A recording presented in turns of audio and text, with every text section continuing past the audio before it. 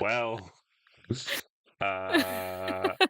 let's begin, and I'll pretend that everything is normal, and that I'm not 107 and don't know how to use technology. Welcome to the city where nobody talks to strangers. No Absolutely. one. Right. Well, last time you guys tangled with a group of harpies, and some of you were severely hampered by their alluring song. Malachi and Mira in particular struggled to resist them. The harpies were less interested in attacking the party, preferring to try and liberate their shiny trinkets. Sophie lost an iridescent potion, Malachi his sword, and Zadi her hairpin. Fortunately, the party was able to prevent any of the harpies escaping with their prizes, in particular thanks to Zadi's channel divinity lighting up the area and freeing her companions from the harpies' songs. The following day, the party made it to Shackleton, picking up Cadmia and buying 3 horses and a dog to speed them along their way to Corfost. Along the way, Sophie spotted Cadmia's red hair showing around the roots. She was shy about it, but trusting the party, she revealed that she dyed her hair to hide the red because she had some fiendish ancestry which people would judge her for. Sped by the mounts, the party made it to Corfost in a few days, arriving as we begin our session, just on the outskirts of the city.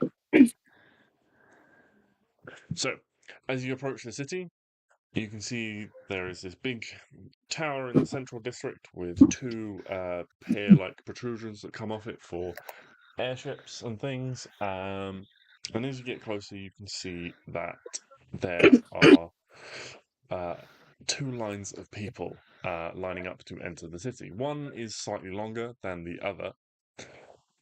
The wooden gates stand wide and the portcullis is raised. And the gatehouse set into the wall, creating a short tunneled entrance. Bored-looking guards stand at the end of the lines, writing things down as people enter the city. Sophie, you would know that whenever anyone enters or leaves the city, and sometimes entering the affluent districts, people's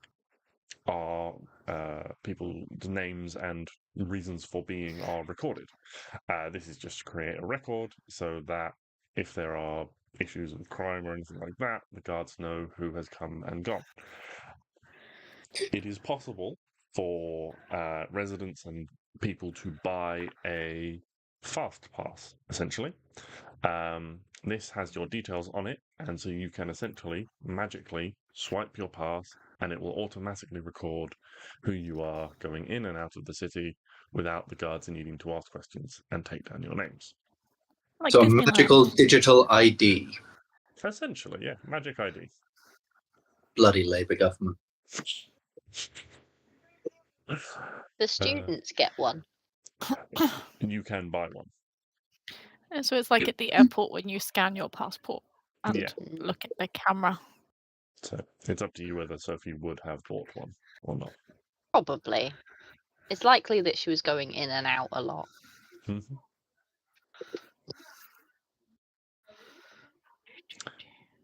Yeah, but yeah, the rest of you need to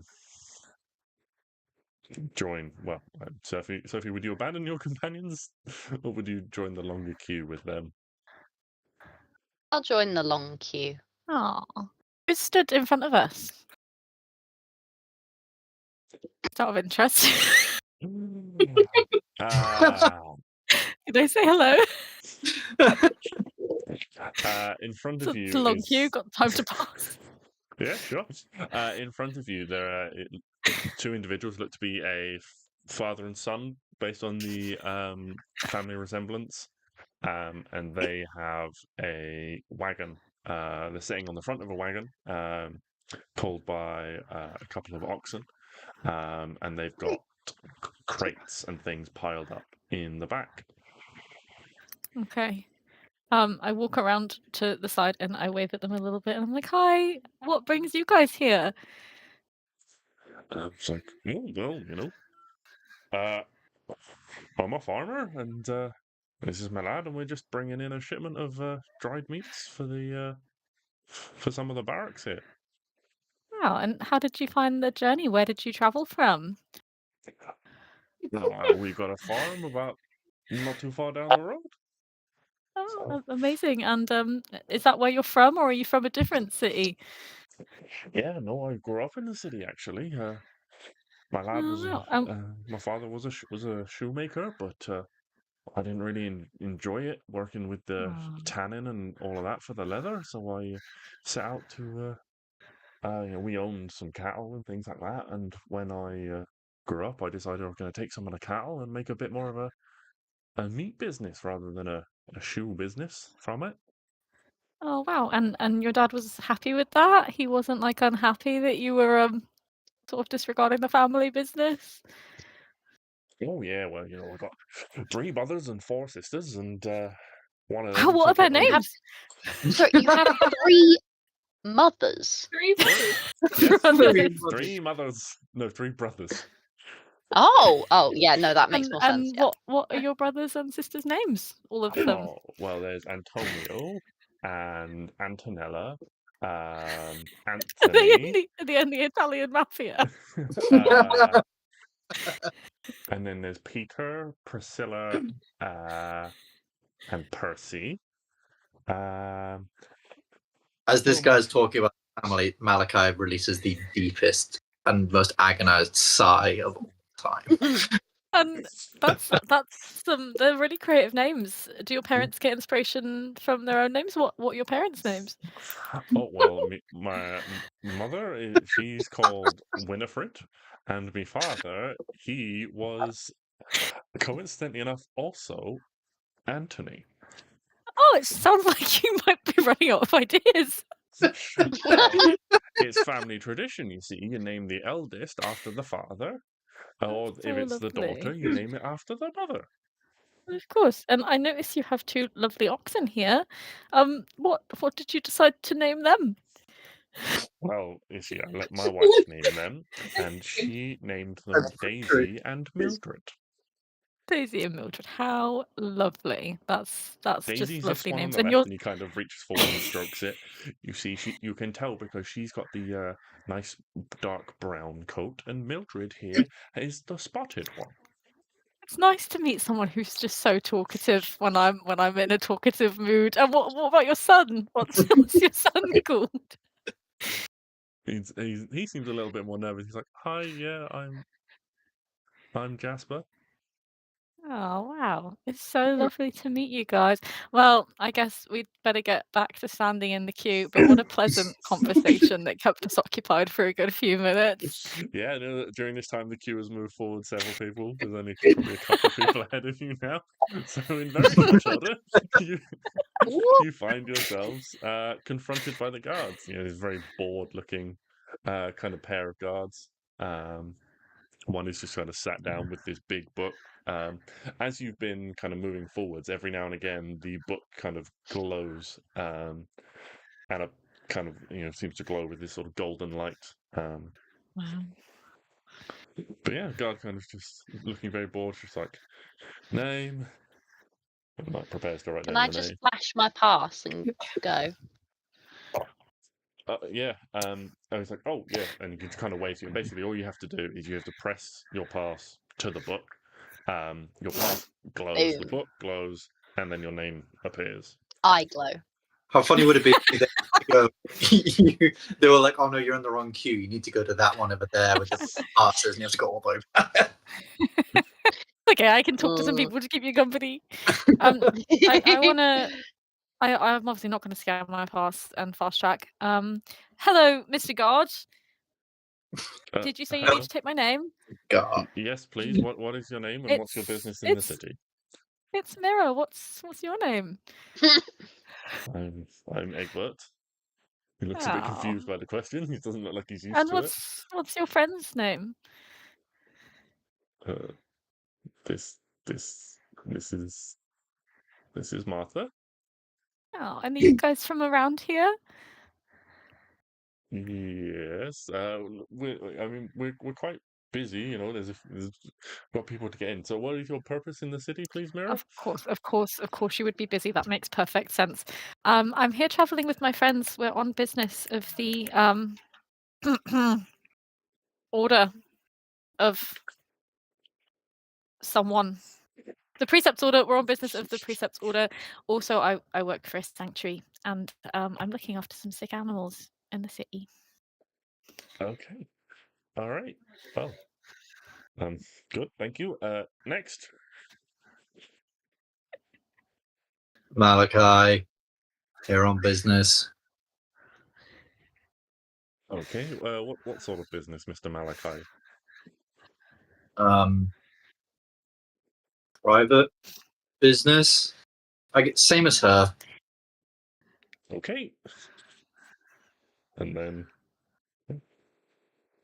Good job, Eddie. Let's walk on in. Okay.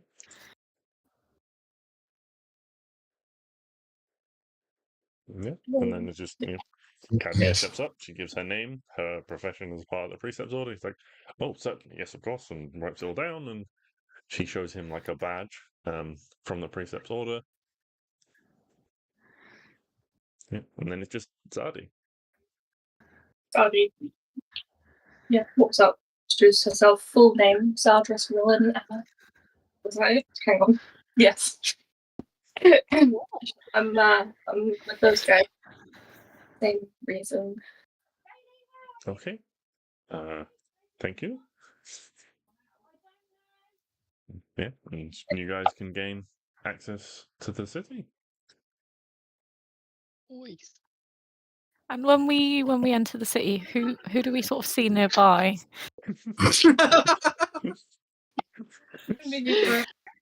Yeah, so you enter the city. For it's quite wide, clean streets. The direction you have entered from is immediately familiar to you, Sophie, as you recognise you have entered through the Vellum Gate.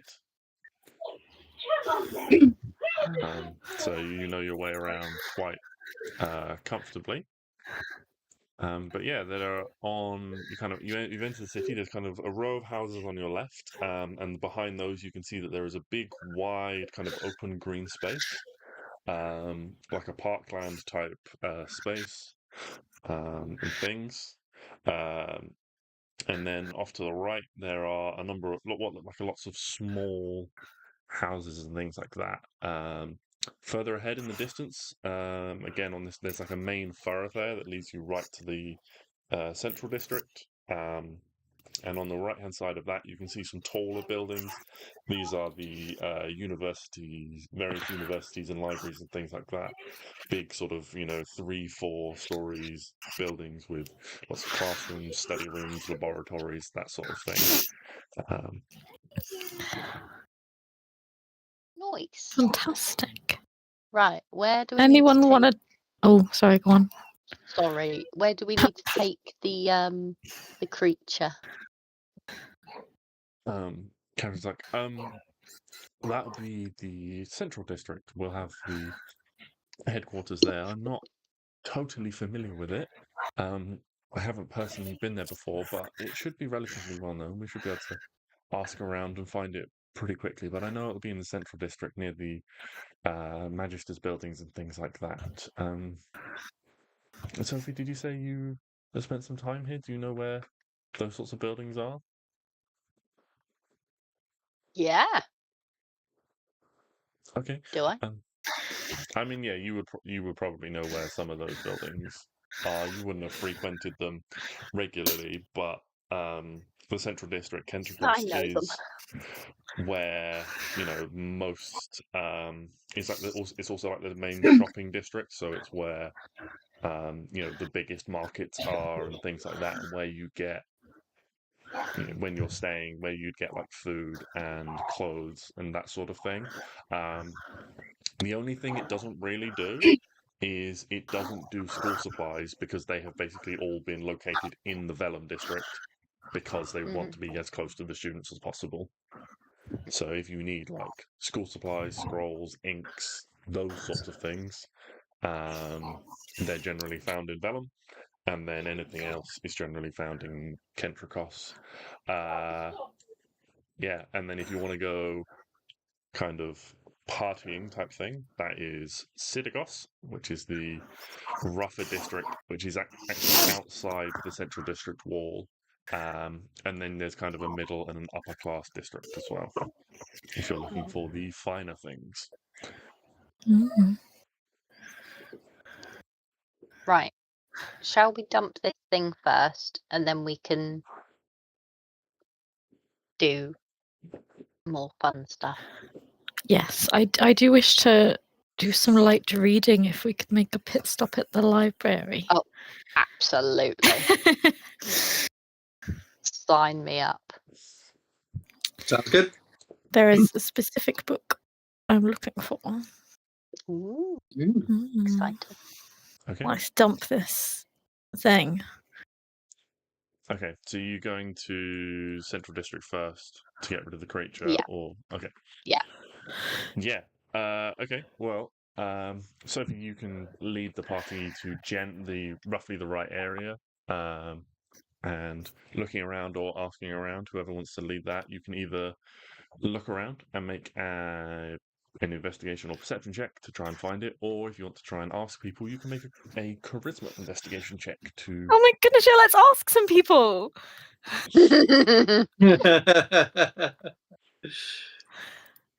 What was that? A charisma check? Yeah. And you can add your proficiency bonus if you are proficient in inspiration. In investigation. In inspiration? Yes. Okay. I don't think I am.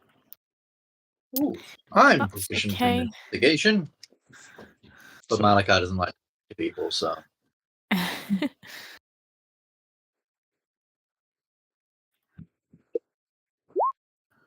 I'll leave it to you. Oh, a natural 20 from Mira. Very nice. Of course, it would be a natural 20. I'm so charismatic today. Okay. Yeah. So it doesn't, like you barely have to talk to anyone. You immediately spot someone who looks reasonably officious, wearing some kind of robe and things like that. And you ask them for directions. And they're like, "Oh yes, of course. It is just.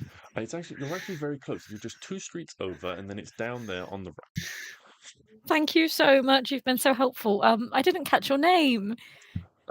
My name, I am Marriott. And That's you so are? lovely. Do you have? Oh, I'm Mira. It's so nice to meet you. Are you from around here? Yes, I work in one of the magistrates buildings just up the street. Oh wow! And did you grow up here? In the city? No, I travelled to the city for work. That's so lovely. See, I was thinking of having children in maybe like 10, 15 years, and I've been thinking of where would be a nice place to raise them. What do you think of where you grew up?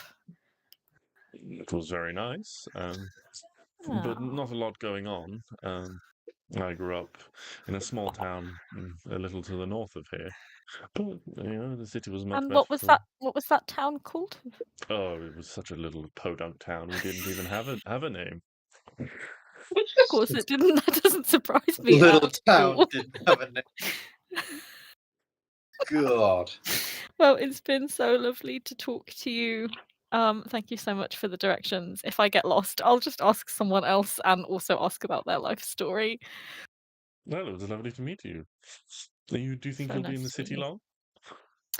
I think we're probably going to be here for a few days. We do actually plan to do maybe explore the nightlife a bit. Is that Oh. something you dabble in? Oh, well, personally, you can't go wrong with a good evening out at Tiffany's. It has the best roast griffin you will ever eat. Amazing. And would you also recommend Tiffany's for breakfast? I suppose. Yes, I hadn't considered going there for breakfast. How fantastic! I say, Where I'm what a from, novel idea. from a lot of people go for breakfast at Tiffany's. Yes, what a novel idea. What about breakfast at Tiffany's?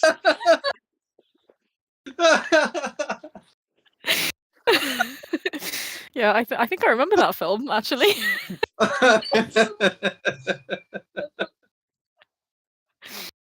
Well, so lovely to talk to you. Maybe I'll see you for breakfast at Tiffany's. My. Well, maybe I'll catch you for an evening for a drink in the evening first, and then we'll see about breakfast after that. Oh my god! Oh, Jesus!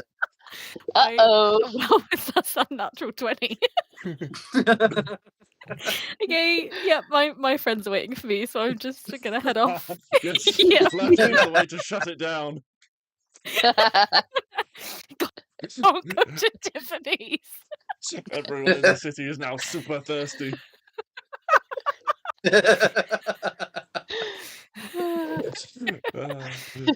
Yeah, so with directions, you can very quickly make your way over to this outpost for the Precepts Order.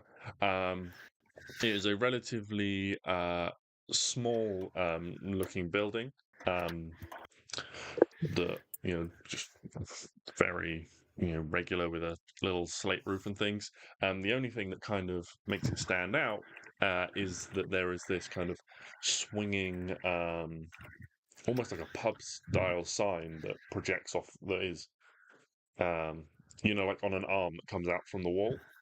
And on it is the symbol of a wand and a sword crossed over each other, which is the symbol of the Precepts Order.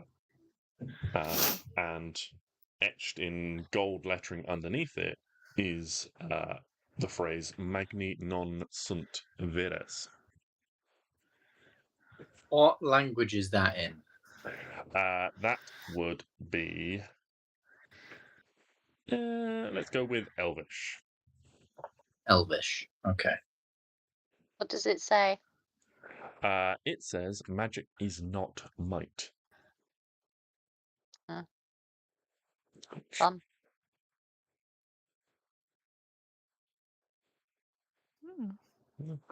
In we go. So, yeah.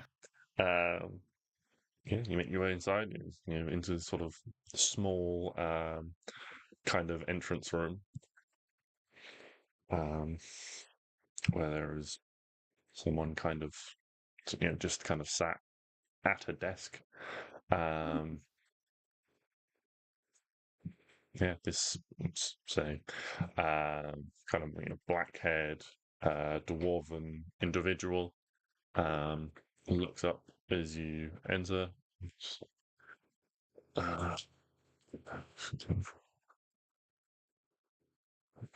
Hello? What can I do for you? Hello. We You have here to report something? sort of. We'd like to turn something in. All right. What sort of something? I get the jar out. So you pull the jar out, and inside there is this kind of X-shaped, like slimy, sort of oily, oozy creature. And as you kind of pull it out, it begins to like ping off the glass, like rattling around inside it. And each time it hits it with kind of like a surprisingly solid, but also slightly squelchy, like clunk. And the Clunk. jar in your hands kind of like, you feel it like rocking a little bit with the, you're not in danger of dropping it, but you can feel the momentum of this thing. And the guy behind the desk kind of like, what the fuck is that? Can we call it Flubber? Flubber. Yes. This is Flubber. Flubber's green though. This is emo Okay, Flubber. It's then we not a call- face. This one's black, so we call it Blubber.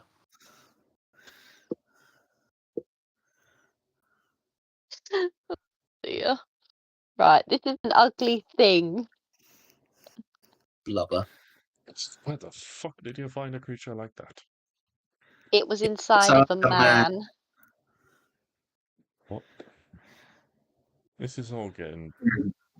Okay, just give me a moment. I'll go fetch the High Inquisitor. Thank you. No problem.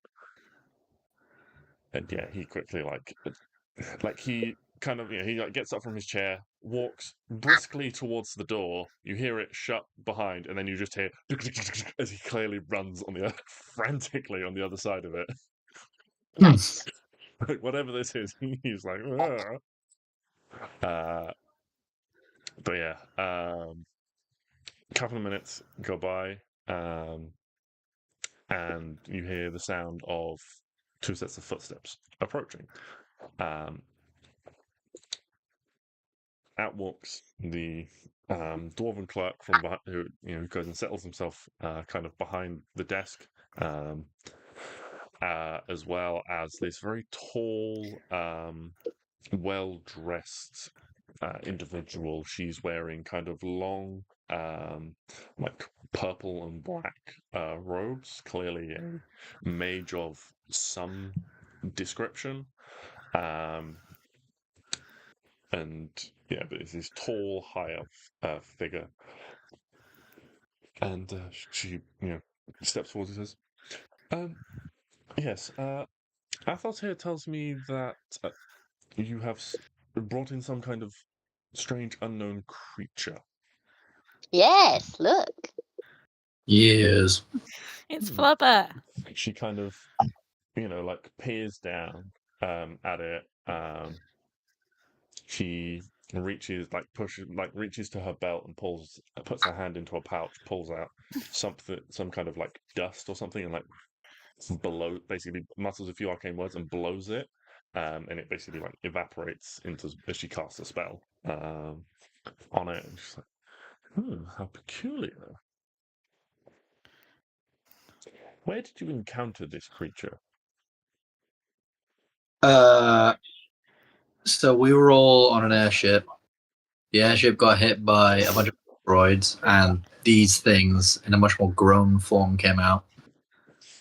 The airship, they also like started infecting people and like making people attack us and stuff. It was awful. Then we crashed and ended up in a town. In that town, well, actually, then we went from that town to another town, and in that town there was a guy who owned a bakery, and this little black thing scuttled along the floor behind his bakery and took over him and made him burn down his bakery. And then we found him just before he was about to be executed, and we performed surgery on him to extract this thing. So basically, I think we're being invaded by aliens. Okay, well this is... I must admit, I've never encountered a creature like this. It is strange in nature. It seems to be some form of aberration. You say you encountered similar like it when you were on an airship.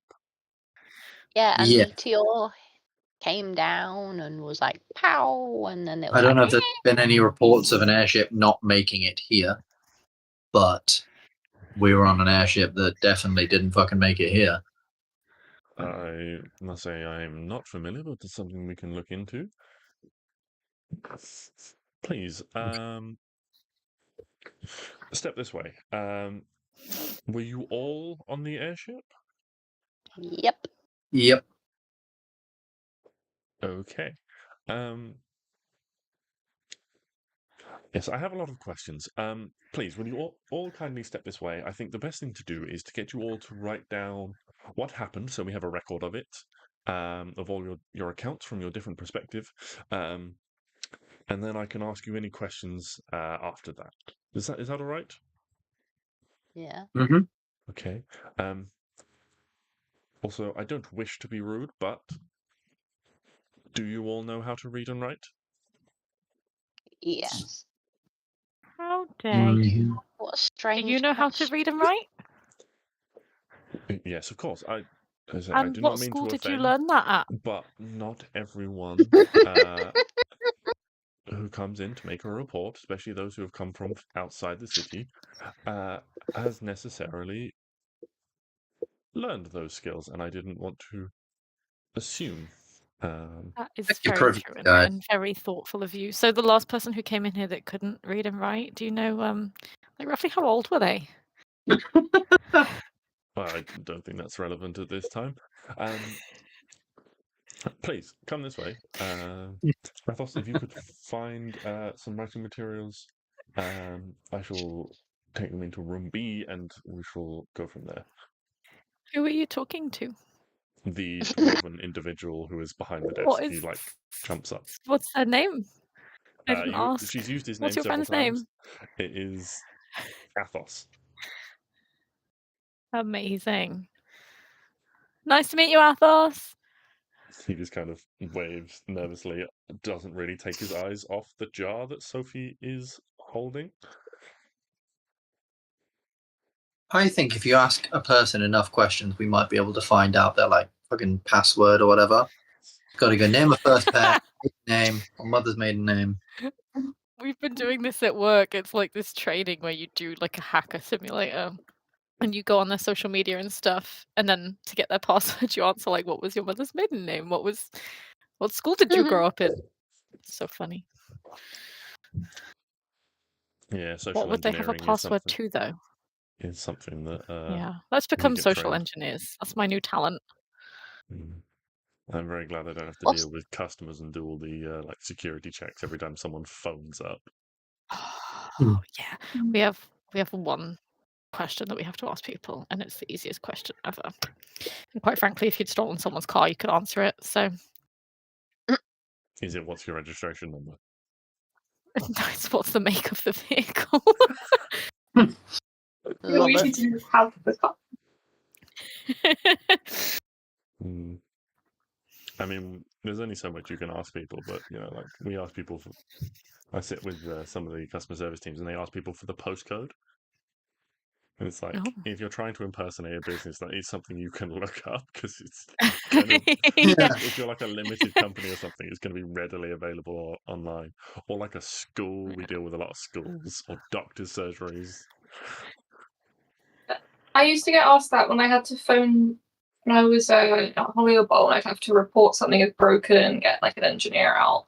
They literally just asked for the postcode, and I didn't know it off by heart when I worked there. I would Google it to find out what the postcode was. I literally work here and I don't know that information. Yeah. I went to the opticians as well the other day, and they were like, "Oh, can you confirm your name and then your postcode and then your phone number?"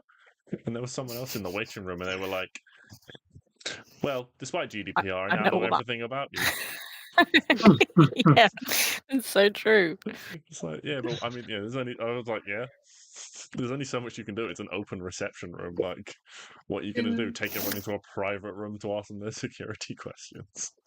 Make them whisper it. Just in their ear. Yes. What was the head man's name? The head woman. Oh, sorry. Wow. Do apologise. Wow. It's this high elfin lady. Yeah, what's her name? Good Yes, to know whether- yes, apologies. Allow me to introduce Well- myself. Yes, I am Amara Glicia. Where I did you am grow the up? High Inquisitor of this institution. I grew up in the Sky City of Zephyros. Oh wow, that sounds so lovely. Was there a particular town that you lived in? No, it was just the Sky City. Oh, they don't name those. Yes, it was called Zephyros. What was the name of? Does it have like streets? Yes, it's a city. Of course, it had streets. So what was the name of the street you lived on? It's a very odd question to ask. I'm just really friendly. We're always going to get arrested. It's the walking so. fishing scam.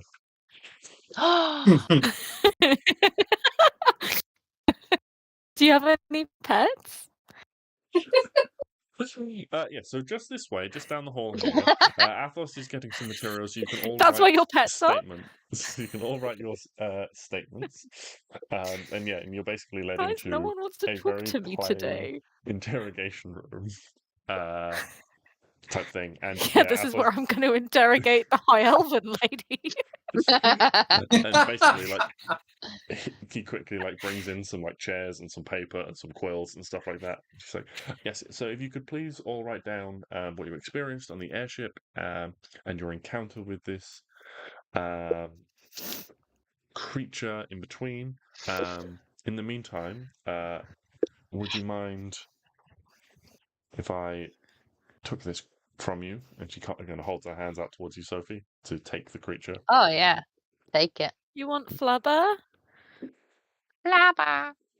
Yeah, and she kind of takes it. It's like, no hurry, just whenever you're done.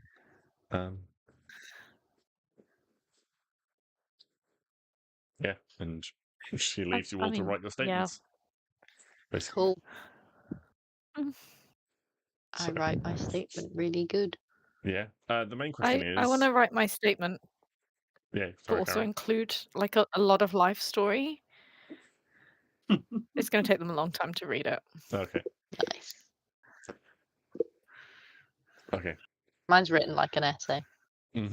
Yeah. So the main question is there Mine's like- anything from your experiences thus far that you're deliberately leaving out?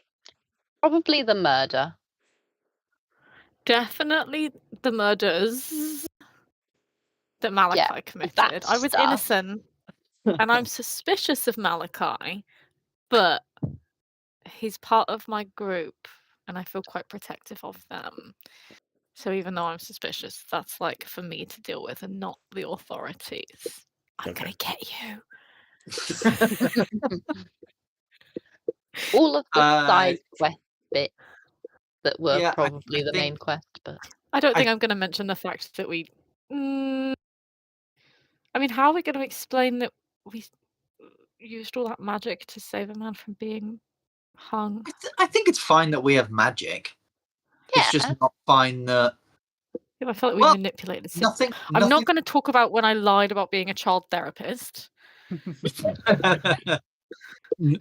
I don't think anything that we have done so far is illegal to any extreme standard. I think Malachi just Apart from doesn't the murder. like the bandit camp that we took Yeah. out because yeah, that we're has not nothing to do mentioning with that. it. That has nothing to do with like this that they're talking about. I think we can just You don't have to worry about that. What she was asking for was your basically she wants you to write down anything in relation to these creatures. So she doesn't want your diary of yes, I got up and then I had toast for breakfast. I am personally writing a diary, and it's like, Okay. so we were on this airship, and it reminded me of when I was like 6 years old, and I was on holiday with my family. And then, anyway, back to the point. Then I adopted a dog, and I debated. I wasn't sure what to call the dog, and now we're here. Okay. That is something actually that I did forget about. You all have mounts, so you all need to pay for stabling and things like that in the city. Oh, they're in Dog here to with be us. stable. He can come with me. oh, He's a dog. I just put him on his little lead and wrap it around a post outside. Okay. And you just tie him to a lamppost outside. Yeah, and he waits patiently for me. Okay. And you will have to, but that will be something you'll have to consider when you find accommodation. Okay, I'll find an accommodation that allows dogs. I'm gonna be in debt. Okay. Yeah. Also, I think Malachi just includes a lot of the notes that he's written down in his own book. Writes a lot of that stuff down. Okay. And does a little, like, again, really basic, not very good art, but sort of basic doodle of what they look like when they're all grown up and alien-y on the ship. Yeah, Our well, keys. you know, the time it's taken you to complete this journey, this thing basically looks about the same size now as one of the things you encountered on the ship. Ew. And it fits in the jar? Yeah, I'm imagining it being like a big, Jar. yeah, you know, kind of like 18 inches tall and stuff like that. It's not like a okay. jam Guys, jar. I know exactly how Robin Williams felt in Flubber.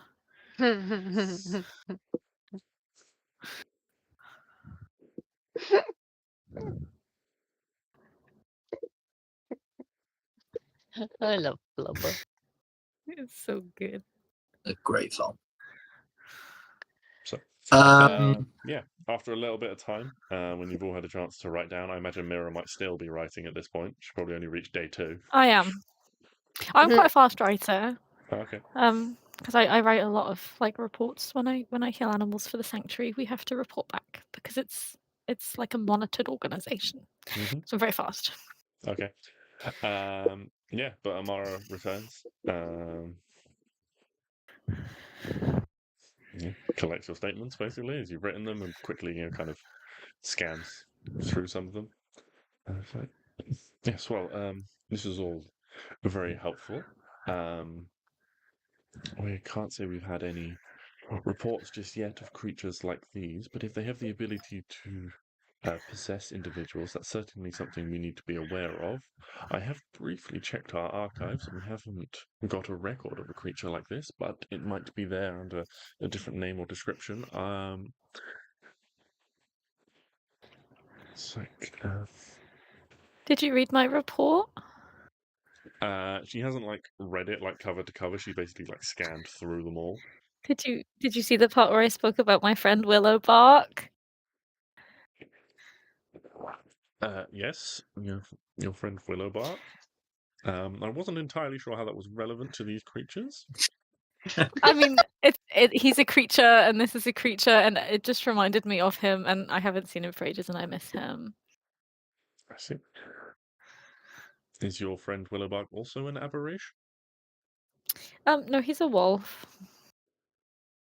Yes.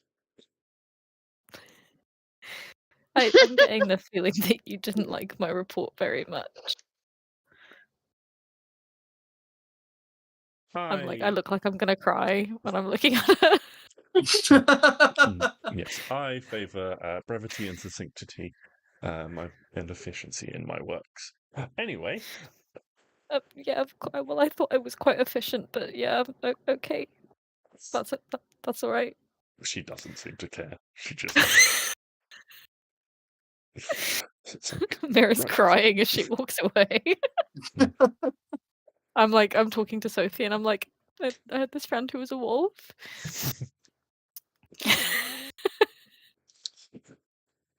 Did it go, ow? He did. Well, he did after I helped him. He was caught in a trap when I found him. But I helped him, and we're friends now. Aww. So cute. Some of my friends are wolves. Wolves are good people. Yeah. Why is everyone friends with wolves? They're not people. Do you know Malachi? Do you know Willowbark? I don't think I know a Willowbark. Oh, okay. You'd like him. No, maybe you wouldn't. He might not like you, but that's okay. That's fair. Yeah. Anyway, we done here? Yes, certainly. You are obviously free to leave. It's very grateful when citizens like you come in. But thank you for reporting this strange discovery. We shall be sure it is investigated thoroughly. Cadmia, would You don't sound like the sort of people that do things thoroughly, but okay. Cadmia, would you just stay a moment while I just need a word with you about the events that happened in Shackleton?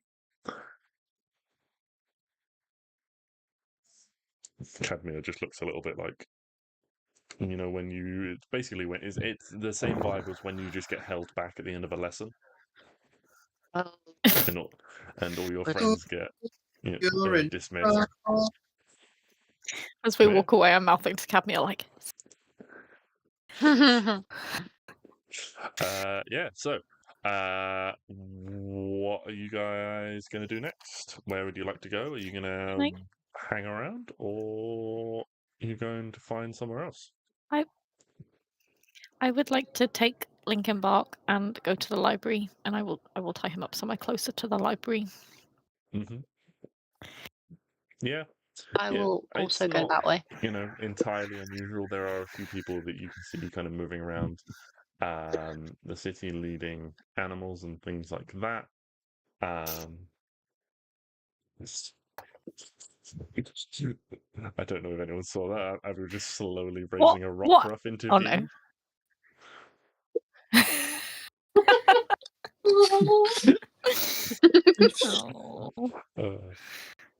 What animals do we see nearby, JJ? So as you've been kind of moving around the city, you've seen a couple of people with who are leading horses, who look like guards and things like that, through the city, as well as a few individuals with like wagons and that sort of thing, pulled by various beasts of burden that would do that sort of thing. That's nice. Are there any other like dogs? There would probably be, a handful of dogs, cats, rats, the sort of things you'd find in a city. That's nice. Is anyone nearby walking a dog? Or is Why there don't a you dog roll like waiting? a d20 for me? Let's see what your luck is like.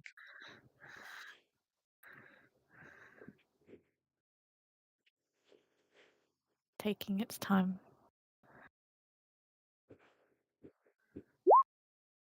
Oh, Oh, yeah. I rolled 2.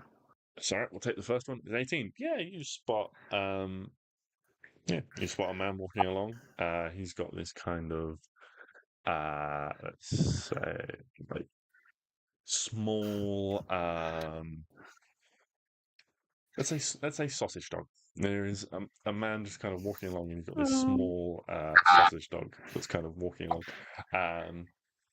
He's dressed very like finely. You can tell his clothes are very finely made, but they are the clothes of a servant rather than of like a noble or anything like that. Oh, can I? I'll walk Lincoln Bark over to him, and let Lincoln Bark see if this dog wants to play. And I say to the man, is your dog friendly? Does he wanna meet my dog? He's like walking on it. He kind of looks down, and this sausage dog has just like run behind his legs. Oh, he's so shy. What's his name? Well, please don't laugh. The dog is called Pebble Bottom. Pebble Bottom. Oh, Yes. that's so sweet. Why? Well, I can see He he's was very named by nervous. my Yeah, why is master's he called? daughter. I would 3 guesses why. I think shit's Pebbles. So he's not your dog? He's someone else's dog? No, he belongs to my master. Oh, what's your master's name? My master is Judge Ignarius. That's and what do they do for work? I couldn't possibly tell from what you've just told me. Mm-hmm. I'm sure it would be impossible to guess. What a fantastic Severus Snape impression. And what's your name, sir? I am Michael. What was that? My name is Michael. Well, it's so lovely to meet you, Pebblebottom and Michael. Very contrasting names there. I'll let you be on your way. So you have a good day. Come on, Pebble Bottom. And you can see as he says the words, there is just a like, how is this my life expression on his face.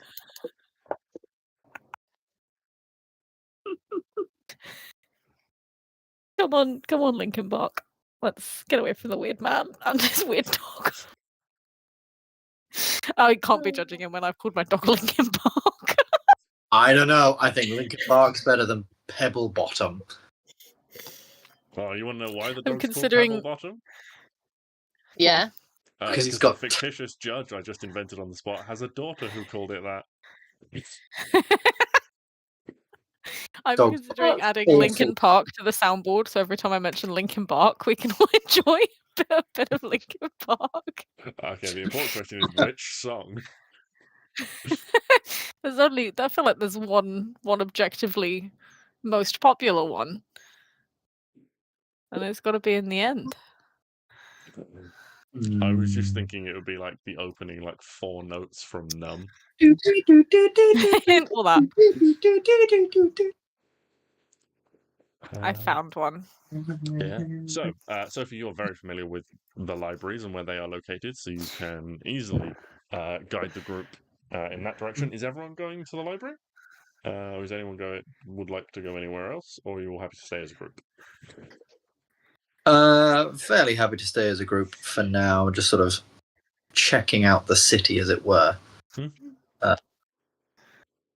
For Yeah. Okay. Yeah. So, you head over. What kind of library are you looking, or what kind of book are you looking for, Mira?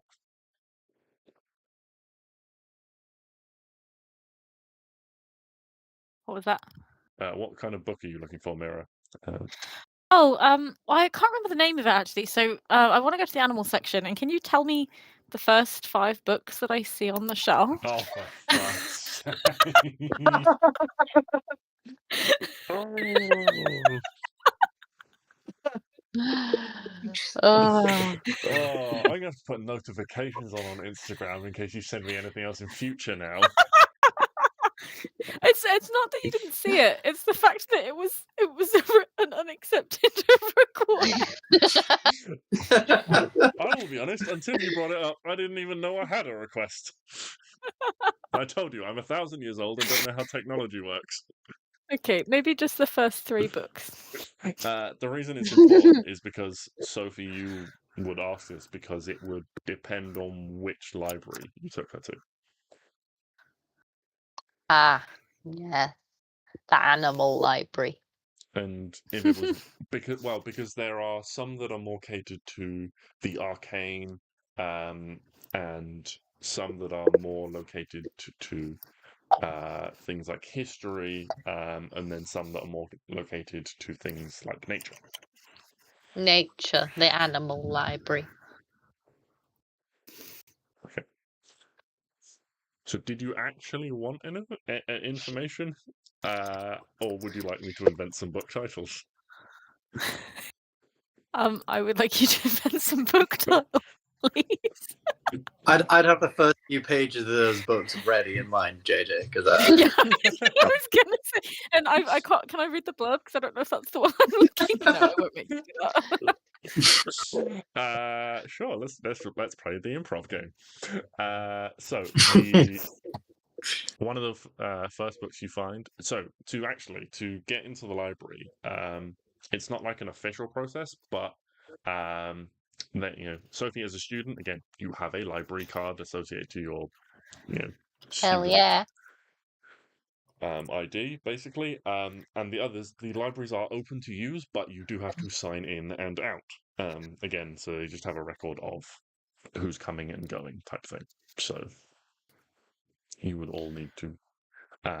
These aren't recorded magically, like the books don't glow. It is just standard pen and ink, but they do just take a record of everyone's name. I think Malachi is going to be a bit like a sort of data conspiracy theorist. Oh, And Jesus. he's getting very nervous about everyone collecting his name and all this information. So I think upon realizing that he needs to do that, Malachi will just be waiting outside, just stood at the door, watching the Okay. people. So there's this kind of elderly librarian sat behind a desk performing book admin. Book Yeah, you know what librarians do, where they stamp stuff and put stuff on carts to be reshelved and give advice to people that are asking about books. Book admin. My idea of heaven. That sounds lovely. Have you considered changing career and getting a job in a library? Yes, I have. Yes. Yeah, me too. I didn't realize it was such a popular career choice. I It just work in sounds a so I used to nice. volunteer in a library. All right, well, I guess that makes me the odd one out. But yeah, there is this kind of elderly librarian sat behind the desk. And yeah, when she asks you all for your names, I guess Malachi just goes, "Not for me," and just turns around and leaves. Yeah, basically. Okay. So Malachi is waiting outside. The librarian does also say, "We are primarily funded by the cities and the various student bodies, but from She basically there's a collecting tin. She just kind of slides it a little bit closer. If anyone felt like making a donation towards the academia, that would be appreciated. Oh, I'd like to donate. How much is like the average what's the suggested donation? Oh, whatever you're comfortable with. A few coppers, silver, maybe a gold if you can spare it. It all adds up. No judgment, I'm not obviously, and really a it's not within your. society girl, so I just don't really understand the currency. I'd like to give 1 silver piece, please. Oh, that's very kind of you. Thank you. You're so welcome. What's your name? I am Maribel. Ah, what a lovely name. 37 years, don't you know? I love when people volunteer information before I ask for it. That's so generous. Did you grow up here? Yes, I grew up here. I went to Corfost University. Wow, that's so. And what classes did you take there? Oh, I studied a variety of magics and things, but eventually I finished my degree in research. Ah, that sounds so nice. Well, I'm Mira Willowmead. Consider this me checking in. And I'll see you when I check out. So, pleasure to meet you, Mira. Yeah. So, Sophie leads you to the animal section, and guides you towards the royal books. Kind of these are kind of a lot of these are big, kind of leather-bound tomes. It's a bit similar to what Malachi has been kind of creating on his own. They are kind of encyclopedias, and as you kind of pick one up and begin to look through it, you can see there's lots of descriptions of animals and pictures of animals and things like that. The first one you happen to have just plucked off a shelf is the mating habits of reptiles. Wow, that is definitely not what I'm looking for. I mean, in a world run by dragons, that's got to be questionable. Is it literally just fourth wing in the library?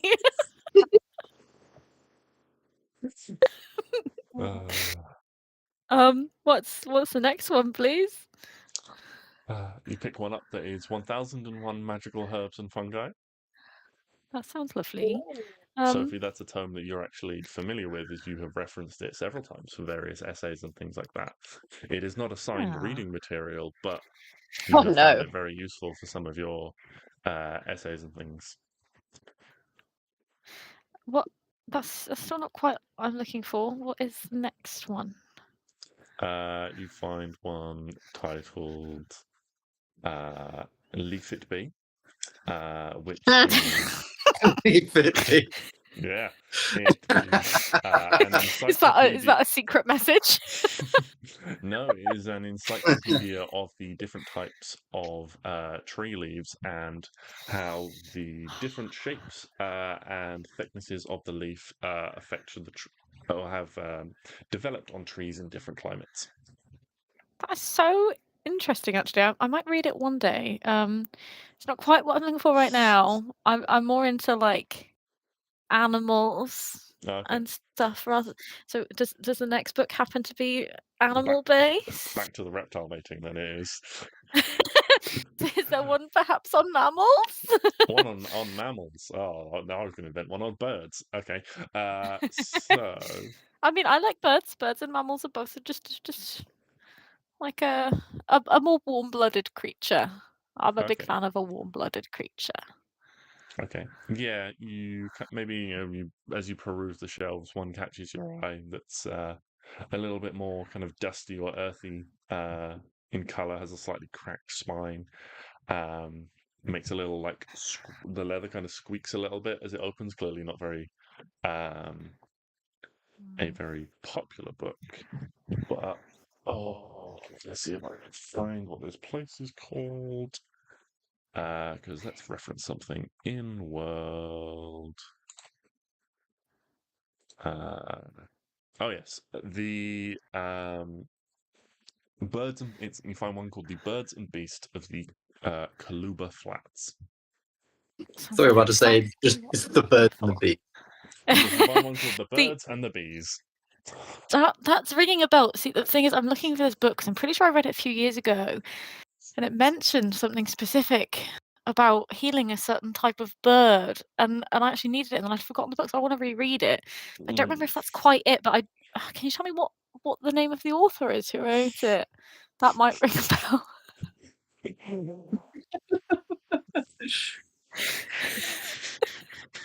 This is the last time I'm getting invited to D&D. Next week you're like, yeah, we're just not We're playing doing anymore. D&D next Wednesday. Yeah. No, B's not available on Wednesdays. Next Wednesday's locked in. It's only one Wednesday I'm not available. Yeah, who wrote this Birds and Bees book, please? So, this was written by. Let's make it reference something else in my notes. Why not? This was written by someone named Marquis Araxi. Yes, that is really ringing a bell. Fantastic. Now, I don't necessarily want to check the book out because I don't know. I'm going to need a bit of time to, we'll have to return it and that'll be a faff. So I just want to find, I'm pretty sure it was like page 23. See that I remember that. And it tells you how to heal a moth-headed hawk with a broken wing. Can you tell? Can I flick to that page and check how to do that, please? It was actually page 27, not page 23. Silly me. But yes, you find the chapter on moth-headed hawks. I want to see that. I was thinking of Hawkmoth from like a Studio Ghibli film. And so the reason they are called hawk moths, which obviously you know, Mira,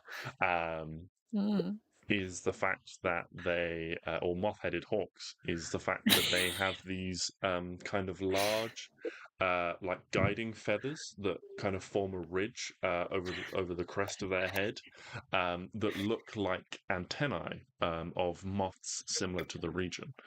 But yes, the moth-headed hawks. Located primarily in the Kulba Flats, are a kind of a mountain-dwelling bird.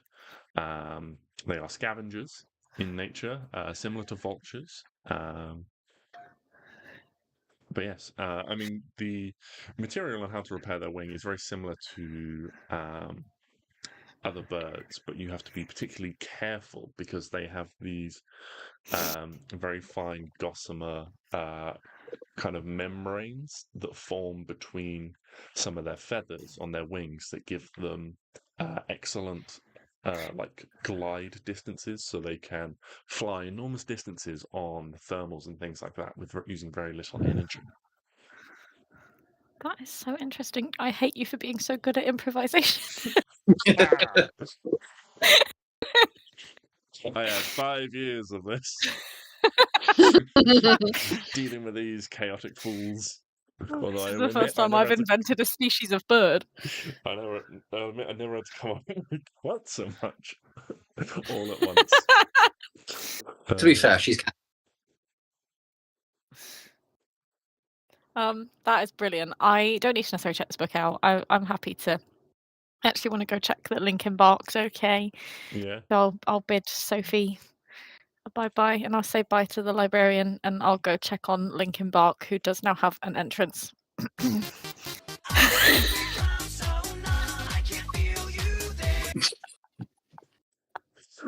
No. No. No. Did you not enjoy it? I think we should hear it again. No. We can do that. No. We can listen to it again. Good, I think...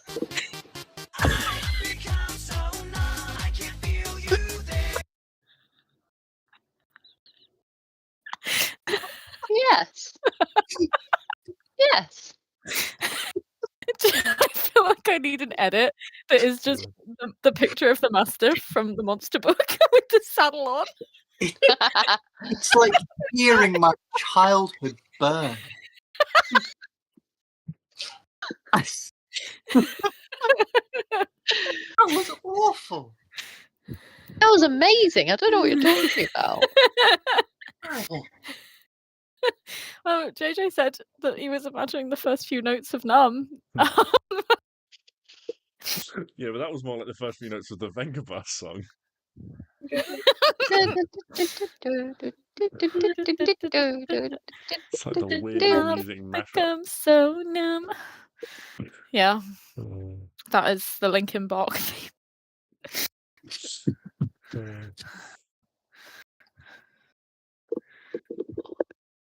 Okay. So now Mira has found her book and B has tortured me. Where would you like to go next within the city? It's, the day is probably getting on at this point. The city is it's not small, so it does take a reasonable amount of time to move between the districts. Okay, here's my plan, guys. Oh, I think I quit. I need to go and talk to my tutor, my professor, Mm-hmm. Yeah. at some point. I need to go speak with someone at some point. Something. If we take care of some errands, check into a hotel, we've got a base for the night to go back to when we're drunk after our night out at Tiffany's. Fuck yeah. While they're all inside, can I just get Crow to do a sort of loop around, see just things in the local area? I'm looking at temples, looking what temples Crow can see in the city. And I'm looking for how many guards are generally around in this area, are walking around. Yeah, so Why are you looking at guards? It is a criminal. I'm interested. The level of guards, I could best describe as average in the area.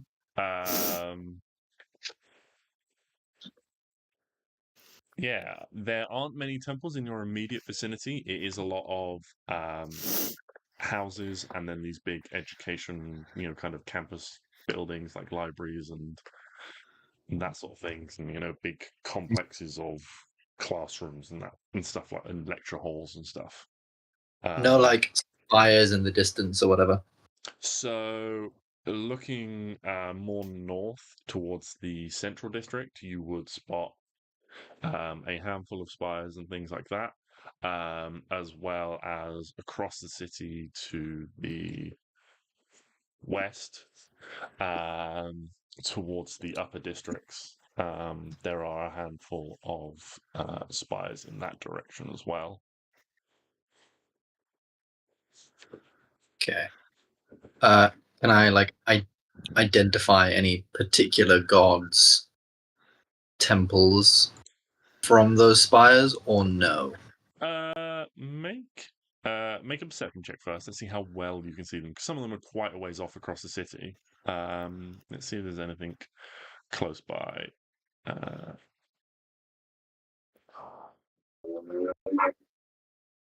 Why is it not fucking rolling anything? Oh, I'll tell you why it's not fucking rolling anything, because my goddamn character sheet timed out. And then it logs me back in as Chantel. So perception check. 6. Never mind. Yeah, you can spot a handful of these, but you can't make out any close details on them to work out who any of these might be related to. They could be ones that tend to multiple religious figures, or they could be ones tailored to individuals. Cool. Sweet. Okay. I'm good. Yeah. Okay. Several come out. Right. Where do you want to go first, then? If we're dealing with some errands first. I've done all my errands, to be fair. Happy to go to your university stuff first. Yeah. Yeah. I can go find us a decent hotel Good plan. that allows Back to- animals, such as Yeah. Lincoln Bark. Okay. What time is it right?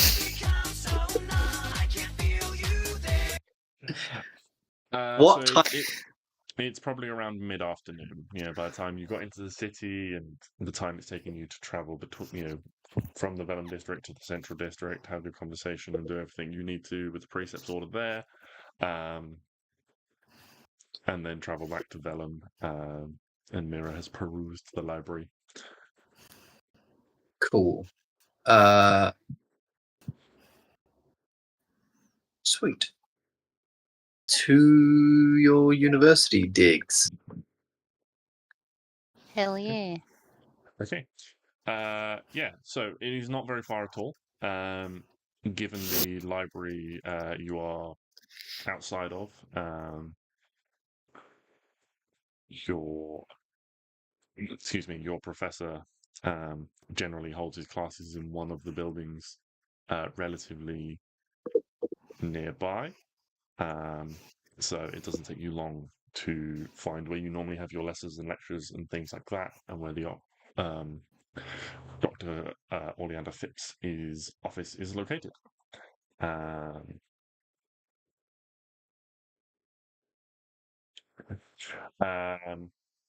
You are kind of halted as you enter, as you don't all necessarily look like students. Malachi,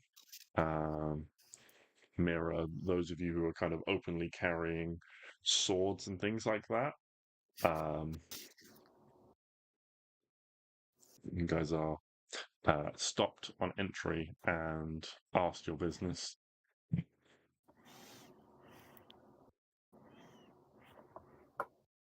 I defer to. I go here. Where is it we're going? My school. Oh, Yeah, so you've entered this building where Sophie, your professor's office is located, and where you'd normally have classes, but you guys have basically been challenged upon entry because some of you are openly carrying weapons and things like that. Which, while in the main city and things like that, and the library is not necessarily doesn't necessarily concern itself that much with that sort of thing. You have now entered actively entered a university and a school, and walking around with weapons, you don't look like students. well, this is my friend Sophie. And I've had a really hard day, so she's keeping me company because I shouldn't really be left alone after the things I've been through today. So she has to hand in an essay, but she said I could come with her because she doesn't want anything bad to happen. Hell yeah. Like if I drink too much to drink away my sorrows because someone didn't care about when I was talking about my best friend in the whole world, and it's just really gotten to me. And Sophie was there when no one else was. Ditto. Right. So, which ones of you are students here? I'm a student of the world. Okay, but you're not a student here. That's technically true. Okay. We can leave him outside. I'm gesturing to Malachi. You can leave me outside. I would like to see the inside, but you can leave me outside. If he's making you uncomfortable, which he does that sometimes. Kind of direct all their attention on Sophie at this point. And who is it you are here to see? My professor. Who is? What did we say his name was in the end? His name is Dr. Oleander Oleander Phillips. Oleander Phillips. All right. Is he Oleander Phillips.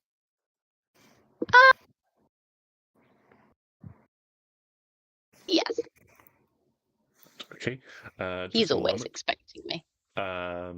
Just for a moment, and she puts one hand to her temple, and you just see her like speak some words, but you don't hear what the words are. And then she kind of pauses a moment, and then she's just like, you see, she seems to be having like almost looks like she's having like a mental conversation. Right.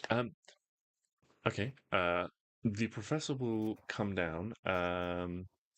He has agreed to.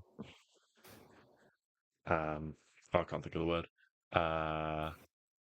Temporarily approve your companion's presence within the school. But should anything with them occur, do be noted it will reflect upon you as the student here. Okay. You better fucking behave or I'm gonna kick you in the nuts. I Hey. always behave. Don't talk to me. Don't ask 20 questions over here. Everyone behave. I'm just I friendly. cannot be kicked People out. like me. I'm so charismatic. They can't kick me out for being friendly. Yeah. So Okay, you let's guys go. wait for a few minutes.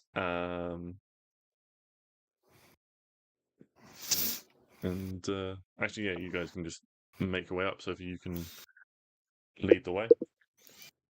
Come on, lads, let's go. All right. Do you head straight there? Do you Yeah. want to like give a little tour of No, the I had- way? Oh, that's where I made someone's hair purple. They're fine. How did you a potion? Yes. How did you make that? Okay. Interesting. Potion. Can you make any more of those potions? Yeah. I didn't see you as a purple guy, Malachi. I'm not saying purple. I'm just saying it could be, could be good for like disguising.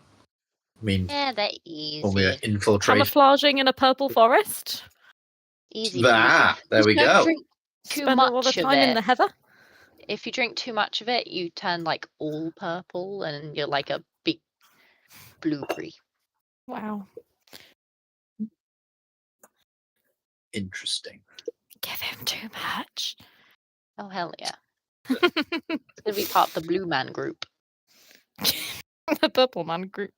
The Blueberry Man group. Starting a new comedy group. Yeah. This is They're- the they- supply everyone- cupboard where Everyone is blue, but they also look like Matt Berry. Everyone's blue apart from Malachi, who's the only purple one. Did not get the memo.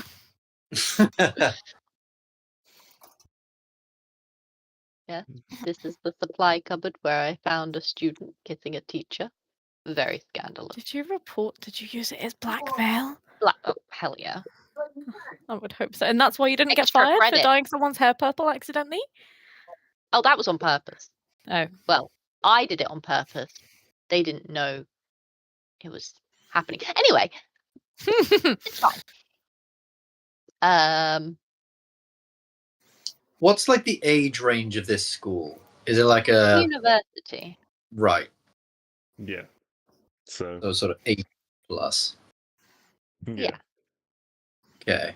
But you do see a reasonable number of sort of like like young adults and things like that.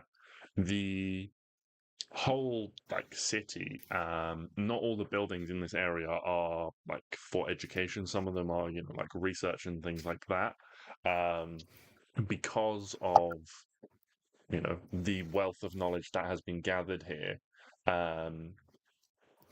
Basically, after study academics also, will remain in the city, as well as places that are looking to recruit will recruit kind of straight out of the universities and stuff like that. So there are a number of people who still have access to these buildings despite being aged out of university age. Wow. So they just can't grow up.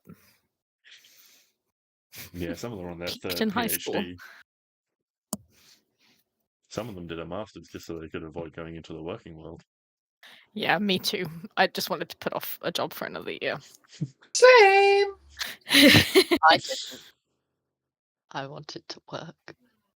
I want to be employed. You And look where that great. got you.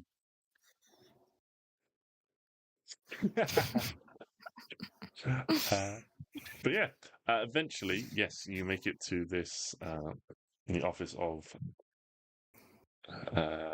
Dr. Oleander Phillips. Yeah, and here's this just plain door with a little brass plaque on it.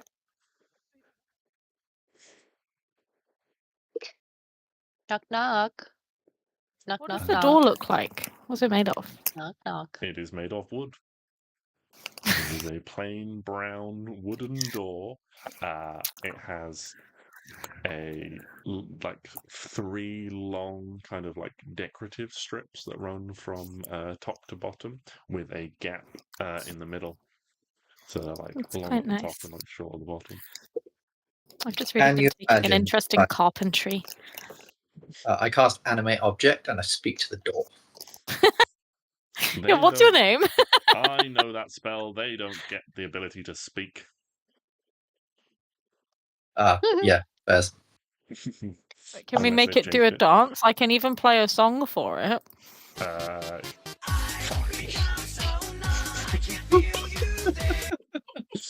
Dear Lord. When will I'm it having a end? really good time with that. I'm so glad. But yeah, you knock on the door, and the familiar voice of Dr. Phillips. It's not bids you familiar to to enter. me. But yeah, the 4 of you make your way inside, and inside you can see there is a man in his 50s. He has scruffy hair. He's wearing kind of a long brown jacket that seems to have some kind of like vine trailing out of the pocket along the floor. He's standing in front of a chalkboard, writing out some kind of like potion formula. You can see that there have been like various like crossing out and things like that. Some of it's written kind of like in a different coloured chalk and things. And on his like desk, there is this glass, one of these like glass beakers that has like a big bulbous bit to it with a skinny neck that is being heated by a magical flame underneath. It's kind of just bubbling away. What colour's the liquid? The liquid is currently blue, but as you watch it, it kind of continues to bubble, and the smoke, or like the steam coming off it, rather than like rising into the air, it seems to kind of rise, and then it gets like the spherical shape, kind of like wraps it around, and it goes back down. Where it hits the surface of the potion, it sinks through down to the bottom, and it kind of changes color, and it begins shifting from blue into a dark purple. Nice. I want to introduce myself. Hello, I'm Mira Willowmead. It's so nice to meet you. I'm a friend of Sophie's. I hear she's a really good student and she talks so highly about you. What is it you're working on? Hello, Sophie. Good to see you again. How is Grumples? Grumples is great. Excellent. I haven't seen him for a few days, but he's good. Okay, right. First things first, do you remember what the last potion you gave him was? Like, recently? So, this is a question that he always asks you. He's always asking you what you have done to Scrumples and trying to get you to remember Catalogue it. the various things you fed him. Wait, you're giving your cat different potions? Well, There's Testing animal on- testing. It's illegal in a lot of It's- parts of England. it's not. He eats it. That's still animal testing. No, Okay. I don't want him to. I He's dumb suddenly and like stupid. Sophie a lot less. Yeah, okay, AJ. sure. Okay, Crow went down a hole and got attacked, but I've never let Crow have any. I've never let let Crow have any dark You can't potions. As a- blame Yeah. I've me. never given As a Scrumbles member of a dark sanctuary where we look potion. after sick animals, I used to very much dislike Malachi for his disregard for Crow, but now I find out Sophie is testing on animals. Scrumbles is immortal. He's the only And that's immortal what being. that's what Malachi says about Crow, but it never stopped me. You can't blame me that in your backstory you wrote that Sophie experimented with potions and fed them to Scrumples as a child. When I was 8. Wow, animal testing from a young Wow. Wow. You know, it all age. They started. really start early. It's okay, Sophie, Gosh. I'll forgive you. Don't want to play anymore. I'll forgive Sophie because I know Scrumples is a weird being, Is a weird being. and I don't really understand his makeup, and I think Sophie understands it better than me. Yeah. But I he's trust you just to look really after him, fun. Sophie. I do. I love him more than life itself. or is he happy and healthy? Yes. Then that's fine with me. Being healthy You- and occasionally has wings or scales or turns a different colour. Oh. Hey, that's cool. You're making the new fine. Vaseline, man. I was actually about to say, Crow, do you want some wings? And then I remembered, oh wait. Crow, do you want some more wings? Crow just Oh, thinks you're Crow, offering him like food one of them at this point. biblically accurate angels with all the wings. Oh, that'd be sick. Biblically accurate crow. Like got like loads of wings, loads of eyes. That'd be fucking fantastic.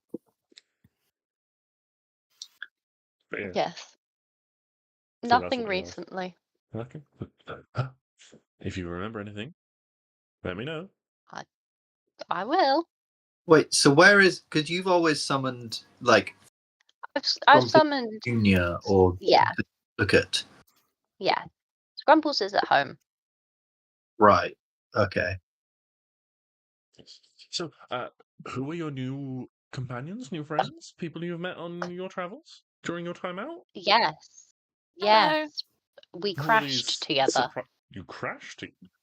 Is this some Yeah, kind of we- new thing that the students are doing? No, It was somewhat of a No. bonding experience emotionally. it was. We crash landed. Yeah. And then some weird alien tried to kill us all. So, We made it out with the power of friendship And Crow. and Crow. well, it does sound like you've had a very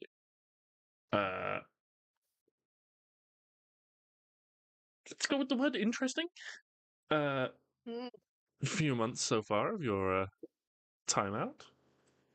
But I have had time to write my essays.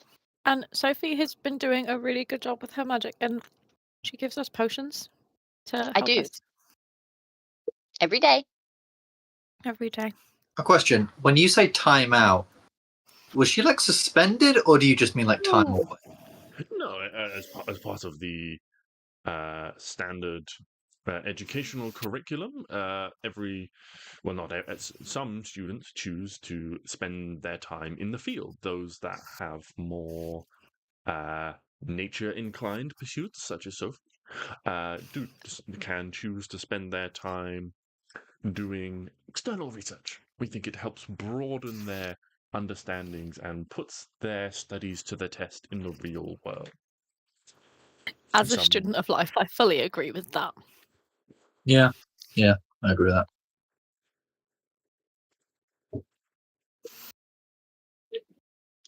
Nice. Do you have any children, Professor? Well, one could say that all my potions are my children. As of issues of my body, sadly, What? none that I Good. know about. Well, it sounds like you've had quite an interesting life. Did you grow up around here? I grew up on the road. My parents were circus performers. Wow, what did they do in the circus? Well, one of them was a sword swallower, and one of them was a fire breather. And you didn't want to be in the circus? Well, much like young Sophie here, I had a passion for alchemy. We had a absolutely magnificent transformation performer. I don't know if you've ever seen Wow. one, but the quick changes they do are remarkable, Mm. and things like that. And I always found it so interesting how they made their potions and things like that. And so from a young age, I just loved that sort of thing. And when the time came, I decided, you know what? I'm gonna take this study a little further. Oh. Unfortunately, Porthos, the transformative performer we had, he was unmarried. So when he decided to settle down, he had been saving up, and because I was his only student, he said he'd put some money aside so that I could attend university if I wanted, which was very Oh kind my of him. goodness. What an So emotional and I well owe it thought out all to backstory. Porthos, really, as to why I am here. Wow. And And I you said one of your parents was a sword swallower. yes, very impressive skill. Which was that? Do you want to guess? Was it your mother? No, it was my father. But I And see the way did you he think. have Sophie, quite you have such crude friends. quite an interesting stage name? He must have had quite an interesting stage name as a sword swallower. You know, I do struggle to recall now. I'm sure you do, Professor. I haven't thought about them in so long. Oh. Well, He's cracking. I always called him Dad, obviously. But I mean, dear. we were part of the great Infantino's circus. Wow. So we were all That just sounds performers magical. under the ringmaster of Infantino, and we just stayed that way. How magical. And what was your favourite act as a child to watch growing up in the circus? It was obviously Porthos and his transformative potions and abilities. They just, Of course, what a more stupid question. I mean, one does not become a world-renowned potioneer without some quirks in their upbringing, obviously. Wow, that was so insightful. And I almost can't believe that you record all of that. It's such short notice. But I Well, won't do other conversation I mean, anymore. I'll let you I'm clearly get of back more to advancing years than you, but you will be surprised when you reach my age the things that you remember. Just tiny little details that you wouldn't expect. everything Why apart am I from your saying sword things like swallowing this? father's everything apart from your sword swallowing father's stage name, of course. It must not have been very remarkable. Well, fuck. Ah!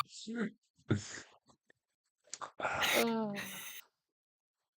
Well, his crowning trick, you see, was to swallow most sword swallowers, they deal with straight swords. Still very impressive, don't get me wrong, I could never do such a thing myself. But his crowning achievement was a curved falchion, and so he often went by the name Falcini. Not to be confused with the cheese from Chalcides by a similar name. I actually met some people earlier called Antonio, etc., etc. It sounds like he would get on really well with them, actually, as possibly members of the mafia in a country that you won't have heard of. Oh dear. This has been such a lovely conversation, Professor, but I don't want to distract you from your academics, so I'll let you go back to Sophie. Thank you so much for taking the time to tell me such an illustrious backstory from your childhood. Well, you know, It makes a change of pace for the day. Sophie, so what brings you back in? Is everything all right? I mean, as you say, it sounds like you've had some stressful times. Have you decided to call it early on your year? Are you returning to us? No. Just, my little check-in. No. Excellent. Annual, monthly, bi-monthly. I don't know. Whenever I can, check in to give you my stack of essays. Okay. For the first time, you see a little break in his enthusiastic demeanor. He's like, "Ah, yes, one of Sophie's many essays." And he just takes it from you. He's like, "I'll just put these away and read them later." And he pulls out this drawer, just like comes out, just like in this filing cabinet, just opens, and it is just stuffed with stuff. And he's just like, right, just puts slots them in the front, closes the drawer. Anyone with a reasonably high passive perception can see that these drawers are all labeled, and they usually have things on them like A to E, and F to L, and that sort of thing. And then there is one that is like P to S. Then one that just says Sophie, and then it's like T almost. See, now Sophie is a very diligent writer of reports. I can just tell he's really excited to read those essays. He is. He always is. He always puts them in his filing cabinet to save for later. I expect he's going to read them with a large glass of whiskey later on. Yes. And that's the way he likes it. Uh-huh. Well,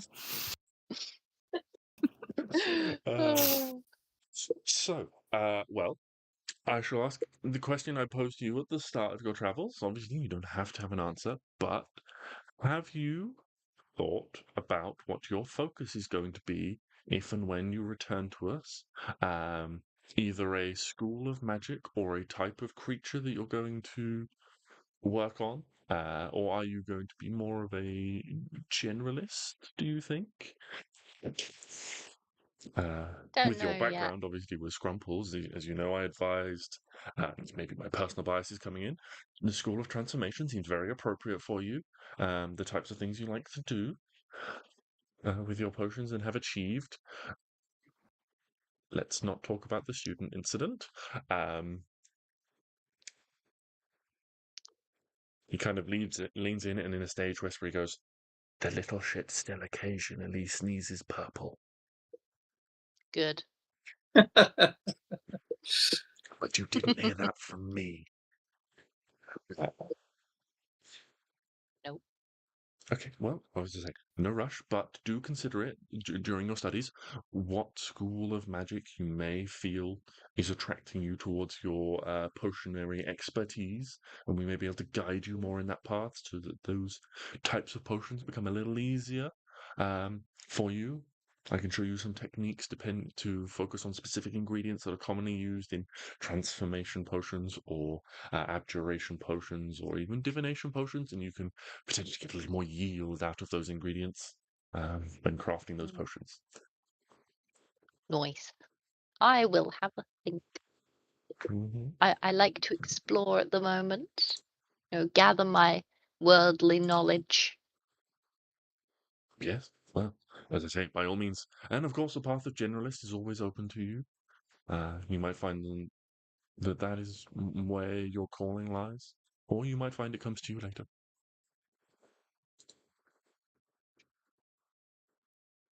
I might mix something incredible and it just might happen. Who knows? Who knows? I did not think that when I was experimenting that I would develop the techniques I did for potion craft, but here we are. Exactly. How are your parents, by the way? How is everything going all right with the shop? Absolutely. Have you been to see them lately?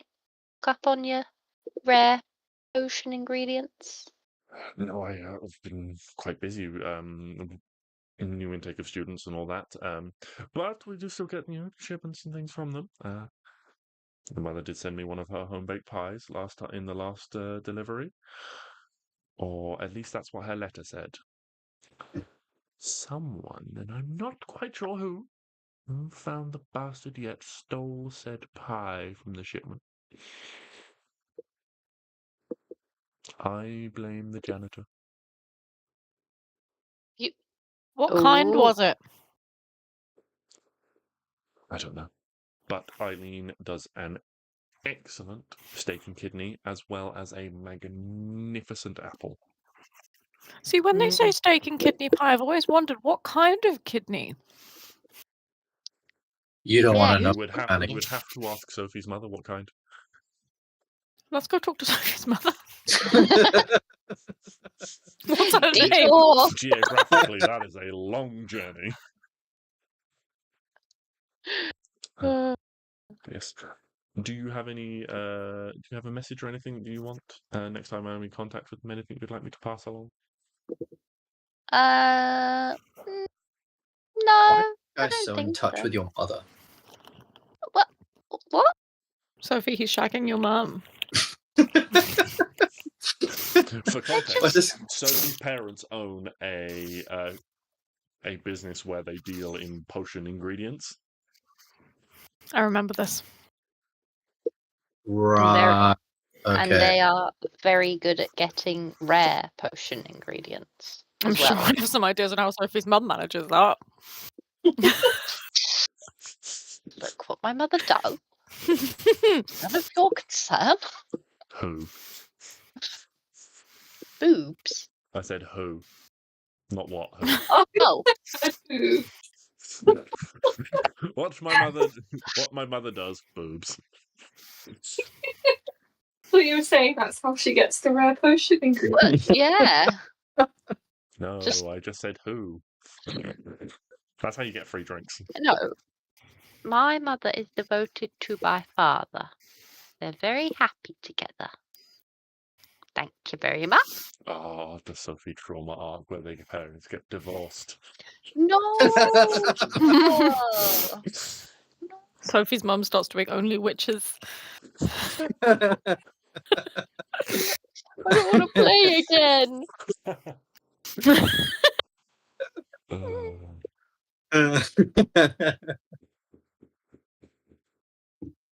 Yeah. Cool. So would you say, like, do you do this because your parents did this? No, not because I learnt very early. You know, when kids mix random stuff together, in like a bucket from the garden, Like mud and they pies. say, yeah, and they make potions with like grass and stuff. I did that, but with real potion ingredients that I would steal from the shop. Wow. I see. And Yeah, imagine like a Then- blonde 6-year-old kind of just sat on the floor with a big ass cauldron that she's like dragged out, just taking things off shelves, and every time something like goes in, it just goes poof with like a color of magic. That's And then I fell in love with potion. okay. And So then the cat would eat it. And then the cat ate it Makes sense. because I mixed everything. that cat survived Yeah. when you were a little kid. An old ass cat. Yeah, Hell yeah. that's why Dr. Orleander Phillips is so interested in it, because that cat has lived a long time. And he Must be wants something to Sophie know. fed him. Yeah. Oh, Yeah. Is your Yeah. cat actually immortal? It was Sophie's always cat immortal. has lived longer than its expected lifespan significantly, and no one knows why, because Sophie doesn't remember what she fed it and what combination of things that she put in potions. So that's why Dr. Phillips, every time Sophie is like, what do you remember? Which ones what about this one? What about that one? I don't know. And he I does was read 8. every single essay that Sophie writes. Hell yeah. Yeah. Just in case I've written something in there. Yeah, exactly. Because Uh, he's genuinely like, this is a puzzle that I want to solve. He's genuinely like really interested and excited with it. It's one of those things where he's like, he's not like he's constantly frustrated by it, but every like failing is like a new discovery for him. He's that kind of like professor and that kind of person, which is why he vibes so well with Sophie, because they're both like really get on with the like experimentation type thing. It's cute. hell yeah. So cool. My cat is old and grumpy and I love him. But he loves life. He's old and grumpy, but he loves life. Oh. He likes to pretend like he doesn't care, but then like he will lounge around waiting to be pet. Aw. And then he's like, no. Yes. No. Yes. Don't touch me. No, keep rubbing my belly. Exactly. He's just there, just like, I have claws. I will use them if you do this wrong. Or if you don't do this. Proceed. Yes. Yeah. He is my good old boy. Mm-hmm. Yeah. So Can you ever truly be old if you're immortal? JJ, what do you think about that? me personally, Yeah, what's your philosophical stance on would you ever be considered old or young if you're immortal? Depends what well, age you became immortal at. Interesting. Wouldn't it be shit to become immortal at like 80 years old? Guys, stop saving JJ from the question. I'm not sure why you're so keen for me to answer this, but I think Just being as personally- difficult as possible. right, I understand. Personally, I'd say that yes, you can be old, because it refers to your like numerical age. But you might not necessarily, depending on your type of immortality, like kind of eternal youth vampire type thing, you might not suffer the effects of old age. That is interesting. You're just old and getting older. A sad concept. Here's a question for you. If someone got turned into God. a vampire, but they had an injury of some kind, would that injury ever truly heal if they were like frozen in time type thing? I've read Twilight. The answer is yes. Yeah, I was going to say a popular trope is that, yeah, people become vampires so that they can heal Like, these. heals all. It Okay. depends. It depends on the. What about if you had like a dodgy knee? I think No, I yes, think it because the whole would be point. But the whole point of being Yeah. vampire is like you're an apex predator and there's nothing wrong with you, and your whole body is like. Perfect. Yeah. Yeah. Your body basically just constantly heals itself to the point of no healing. But Yeah, let then, Malachi answer. He'd know. would they... Malachi wouldn't know shit. Now, You wouldn't, because vampires in 5.5 have all had their regeneration factor removed. I learned today. Hey, Apparently, they Well, took if I- regeneration from all the vampires except I think the thing I saw said the Nosferatu vampire. I don't know. I've got a monster manual around here somewhere. do you mean the Vampire Nightbringer or whatever the fuck it is? Like Yeah, whatever that one's called. Well, if I ever on Strahd, fuck that, he's getting regeneration. Yeah.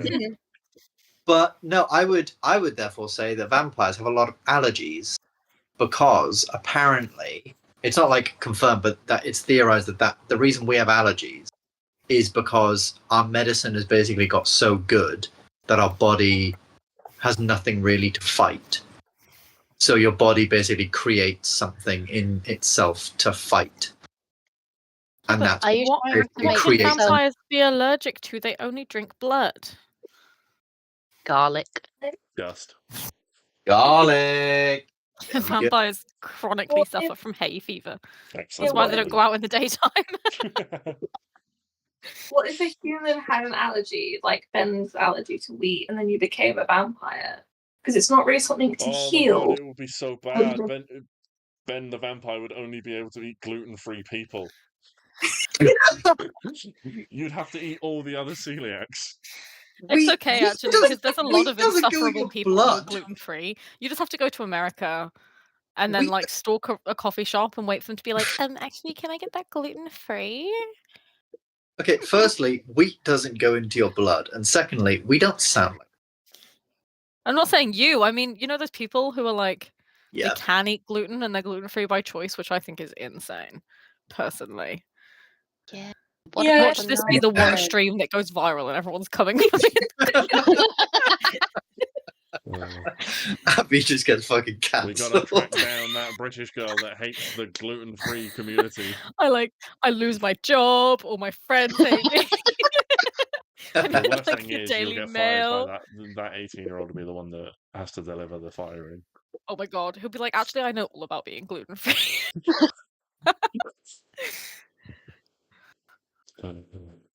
Yeah, so where would you like to go now? It is probably approaching evening. Yeah, that time where you'd be looking for an evening meal, that sort of thing. Are you done with your professor and stuff? Yeah. Cool. Just needed to chat. A You question. can stay and talk to him as long as you like, but Cool.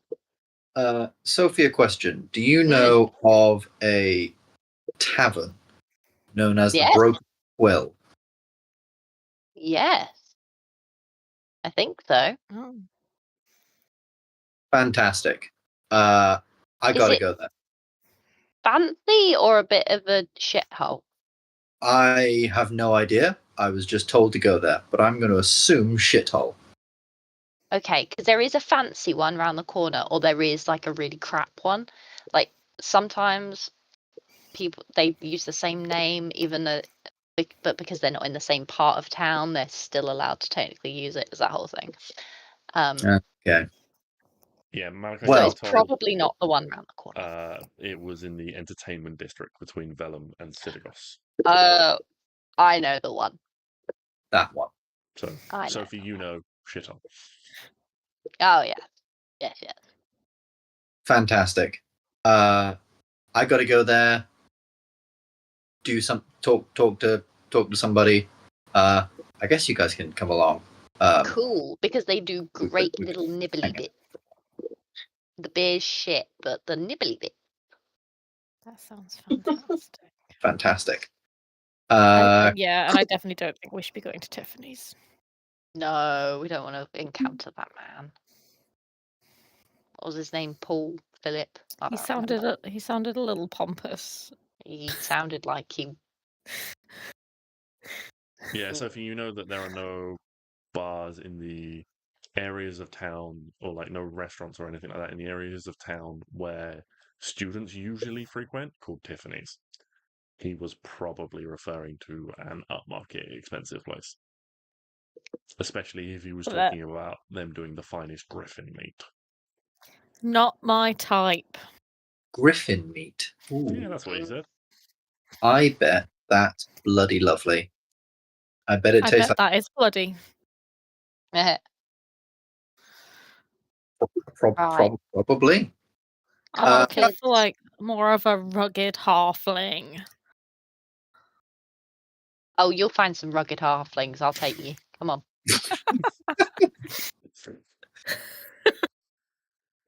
I bet your mum knows a few.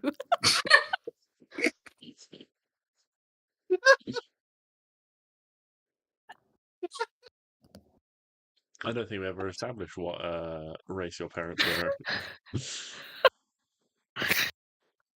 Fine. I don't think we ever established what race your parents were. Like if they were elf, human, halfling, dwarf. Well, obviously they're both human because I'm a human. It's not going to be a dragonborn. Could be a half elf and a half orc, and you just got the worst of two halves. No, they are humans. Just regular humans. Would you say human is a recessive gene, or? Yeah. That's a great idea for like a TV show, like a fantasy world. 100% human Humans is are recessive. mostly there's like a lot of half species, and then someone's born as a full human. That's Just an not the- anime. That's definitely an anime with a title that's far too long. It should be if it is. The only human. Gary the human and his human life in the human world. Oh, anyway, to the Broken Quill. Let's go. So, do you guys want to try and find? Because Mira was talking about finding some accommodation first, or Probably do that kind of on the way. okay. Yeah. Just so we know where we're staying. Mm-hmm. Yeah. Okay. So, question for you all: what standard of accommodation are you looking for? Something I that don't- doesn't have I don't- bed bugs. Yeah, we Or Yeah. any other nothing- kind of bugs, preferably. Nothing too fancy, but I'm also not looking too hot on gold. No. Um, So, I I'm have okay because I didn't buy yeah. a horse. I mean, I've Speaking got of, let's get Linkin Park from outside. about 50 gold. So, and I don't want to spend that all in, one evening. So probably, nothing to middle of the thing. Okay. Yeah, something like modest. 3 stars, 4 stars. 4 stars is quite a few stars. Okay, 3 stars. I just want somewhere that I can have my pet in the room. Okay. Please. So you're probably looking for somewhere that's at least like a comfortable standard that would have a place, it's like a stable attached and things like that. Yeah. Okay. So, can whoever wants to lead make an investigation check to try and find someone? I'll make an investigation check. Can I give myself guidance? I was going to say, can. I have proficiency in investigation, so can I help? Can I Certainly. give the help? Is that Yay. with advantage? Yeah, I mean, if you want Sophie, you can roll with advantage, and Malachi, you can roll independently because Sophie, you have knowledge of the city. Ugh, that's shit. Wait, hold on. I need to roll my d4 as well. Ah, We both got Knowledge of the 18. city, apparently. I have some. I have forgotten. I was drunk. You're walking around reading. Okay, so Yeah, that one too. you have a couple of options, you think, Sophie. The entertainment district is probably not going to have what you're looking for. So you can either go to kind of somewhere within Vellum that you can try and find somewhere because a lot of people come there, as well as, it is close to this kind of like park area. So that might be a good place to go. Or you would have to head towards the kind of across the city towards like the east side of Kentracross, closer to the kind of upmarket kind of districts where more wealthy travelers might be staying who would have their own horses and things like that. Well, we don't want wealthy. Because we're Yeah. not wealthy. Yeah, probably a higher up type of place in the lower end part. I'd Yeah. like somewhere that Linkin Park can be in my room, because otherwise, like, I become so numb that I can feel him there, and I just become so tired, more aware, you might say.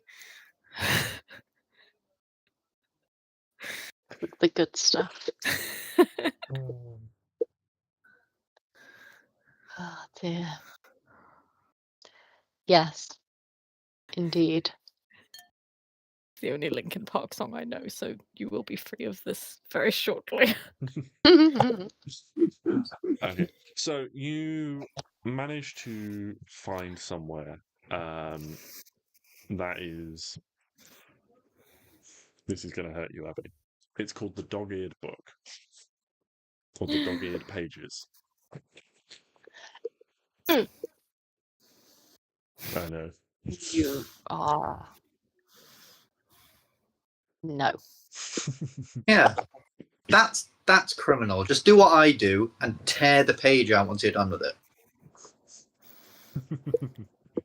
I know you're joking, but it actually hurts. Just picturing Malachi reading like.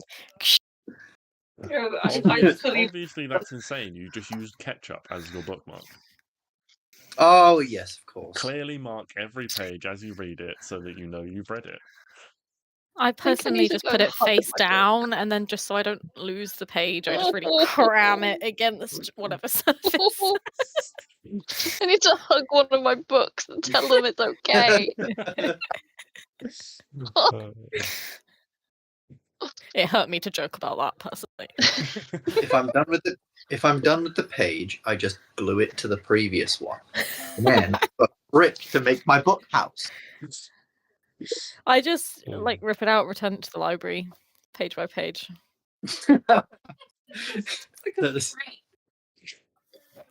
That would take so long and be so annoying.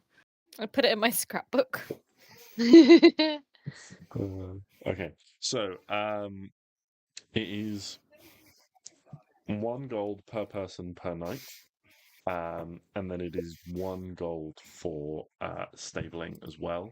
But that does include like feed and care. They have a stable hand who will, like brush the horses and make sure they're fed and watered and stuff like that. Can Yeah, Lincoln that Park works. sleep in my room? Yeah. Yay! I was going to say, if not, I could sneak him up there.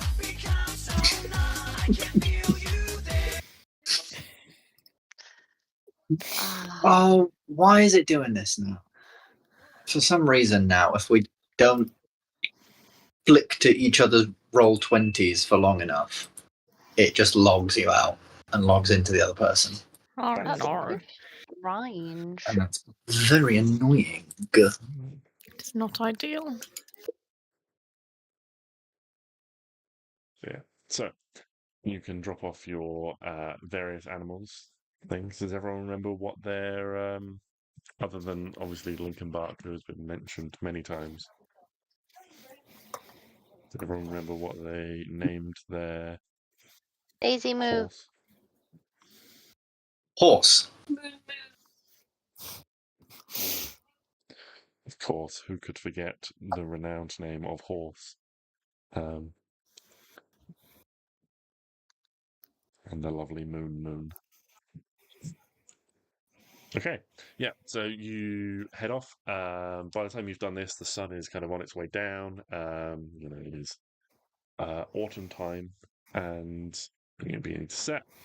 A little bit of a chill creeps into the air as the shadows get longer, but certainly in Vellum, as there are magical lights that light the streets. But as you make your way outside the district into the entertainment district again, there are a few lights, but they don't have like street lights and things like that. They're mostly like lights people have put on their buildings and things.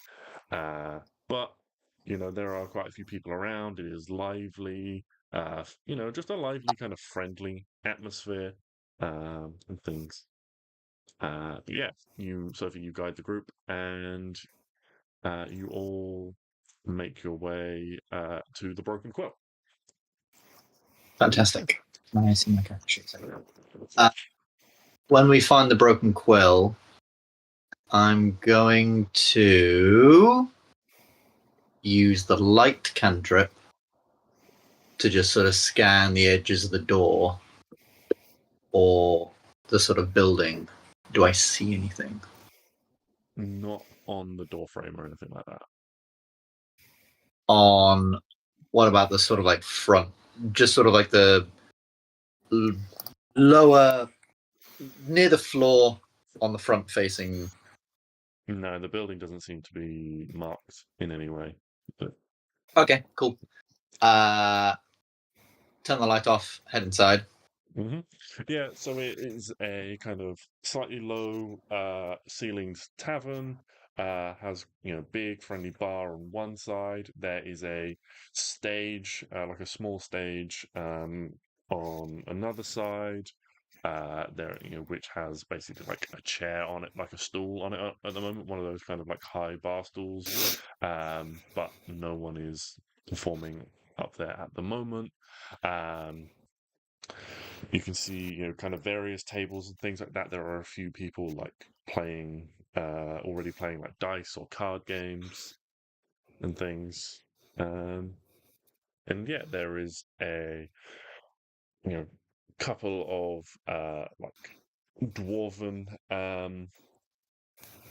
like a dwarven couple. It looks like that run the bar, and there is a halfling woman who is like serving tables and like clearing away like empty glasses and tankards and things like that.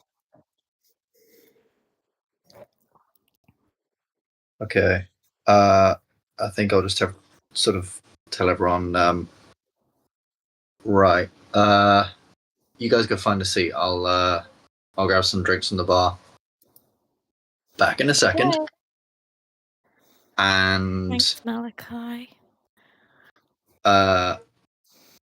walk over to the bar and just keep an eye out. Actually, can I?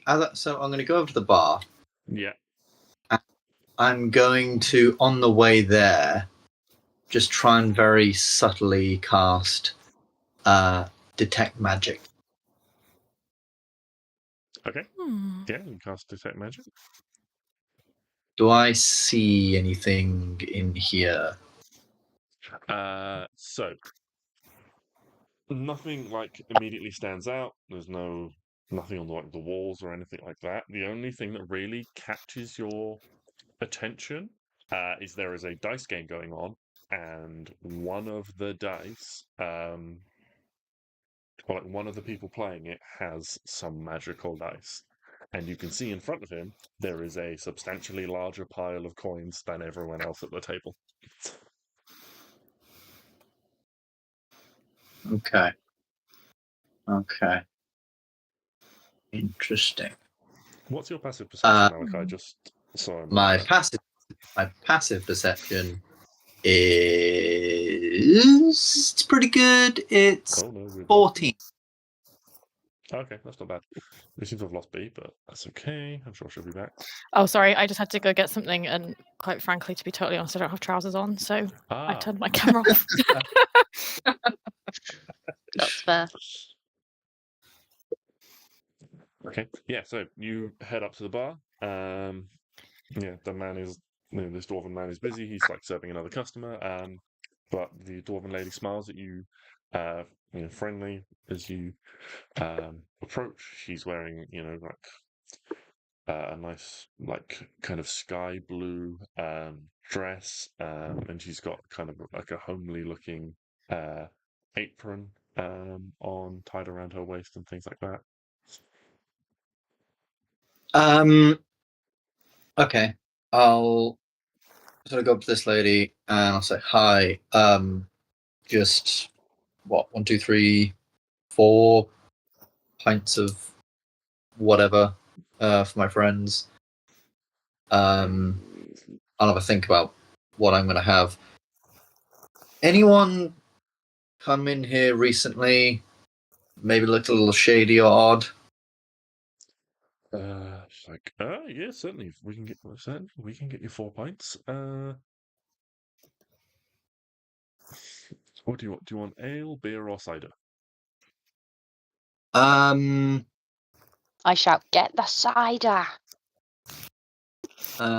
Yeah, sure, cider. That'll work. Yeah, no, I'll. So that'll be 16 copper pieces. As for shady individuals, no, we get quite a few students in, but and we've got a few regulars, who enjoy the games and the cards and things like that. But no one matching the description of shady, unfortunately. Okay. I I'm just looking. Someone told me to meet someone here. Oh, Is right. all. Waiting. Okay. Have you? If you want to leave your name, if someone comes looking for you, I can let them know. No, it's fine. I think I've decided what I wanted though. I'm interested in your wine. I'm looking for something dark, full-bodied to help me with my troubles. Sounds like you're looking for a man. Well, we've got some good wines. Something dark, something red.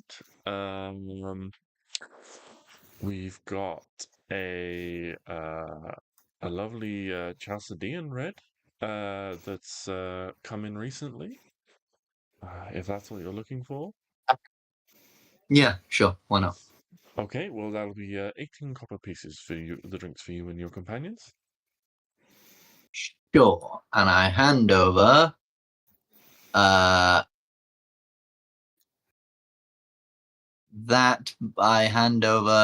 how many silver to a so I hand over one silver, 10 copper.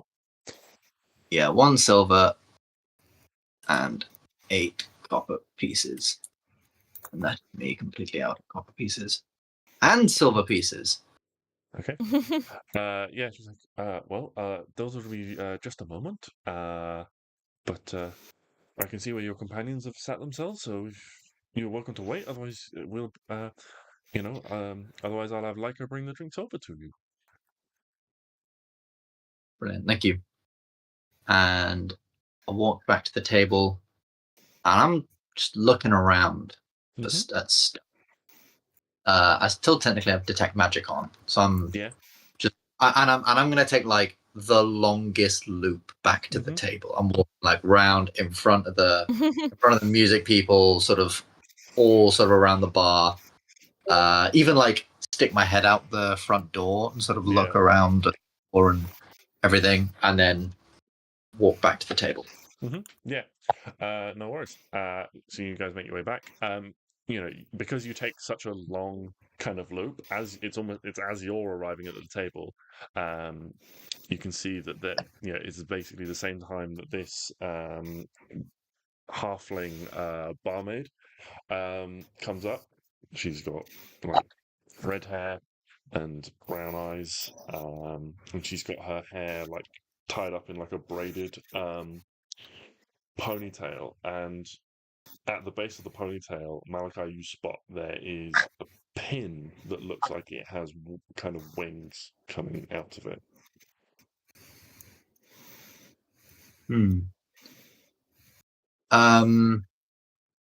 Thank you for the drinks. Please tell me, I'm looking for a recommendation of wine. The barmaid couldn't really give me a very good idea of what I'm looking for. I'm looking for something dark and full-bodied to help me with my troubles. Any ideas? She says, "Well, that sounds serious. Troubles can be plentiful. I hope yours aren't too wild, but do you have some friends to share a drink?" She kind of gestures to everyone at the table. You have some friends to share a drink with? I've good friends back home, but none of them made this journey with me. Oh, wait, are we sat here? Can we hear this? Yeah. Yeah. Thanks, Malachi. I just put my hand up, like, one sec. I'm giving this woman the stink eye. Well, pleasure to meet you. Here are all your drinks. My name's Leica. I'm here if you need anything. What were all your names? I'm Mira. Nice to meet you, Mira. My name is Malachi. Malachi, a pleasure. I'm sure we will get well acquainted over the course of the evening. I'm And then sorry. she kind of like looks towards like Zardi, Sophie, like, Sophie. pleasure to meet you all. Pleasure to meet you all. And, yeah, Very good. So is and it like still day or is it becoming nighttime? it is becoming nighttime. Like, Oh. the sun has gone down. Students are like coming out for the evening, that sort of thing. Zardy will be a little bit more perky then. I'm Zardy. Nice to meet you. Nice to meet you. Nice to meet you. Okay. Yeah. Oh, that's a 1. Fuck. Okay. So she kind of like backs away from the table, and everyone notices this. But you get the impression she is trying to be subtle, and not be spotted. But you all at the table notice this. She keeps her eyes on Malachi. She kind of like backs away from the table, and when she gets about sort of 15 feet away, she kind of turns and she just basically like with her head just gives a quick like nod towards the door. Oh my god, Malachi, she fancies you. Gives us a nod towards like the front door. Yeah, they're Cool. just kind of like come with me nod, which she's like tried to do subtly, but she rolled a 1 on Yeah. stealth, so all of you have noticed. Yeah. You taking us on? I have not taken you on a drug deal. And I very quickly finish my drink, just chug it all down, get up and say, come on, I got a job to do. All of us. I mean, if you want to come. Yeah, I'm coming. I want to know what's going I'm on. coming. Guys, I'm really sorry to interrupt. I know we normally finish a bit later, but I'm so tired. I feel like I can feel my eyes closing. Is it okay if All we those end on a bit of a questions. cliffhanger this week? Yeah, that's certainly no problem. We can end. Probably, yeah, it's probably feel really decent place bad. to Good. No, it's a good place to stop. On the cliffhanger of this conversation between Malachi and this individual. Thank you. I appreciate that. Blood. You think Malachi, I'm what? blood? He is definitely doing a blood trade, yeah. Deal. You don't know I'm a vampire. Well, no, Zardy doesn't know this. I suspect. I suspect it because I read your suspicious Thank little you, book. She's been going from like murderer, drug dealer, and she's like, oh, maybe it's a gang thing. Well, you'll find out one day, I guess. Yeah. Well. Yeah. So we shall pick things up with this conversation next week if we can figure out what day everyone is available. Mhm. Fantastic.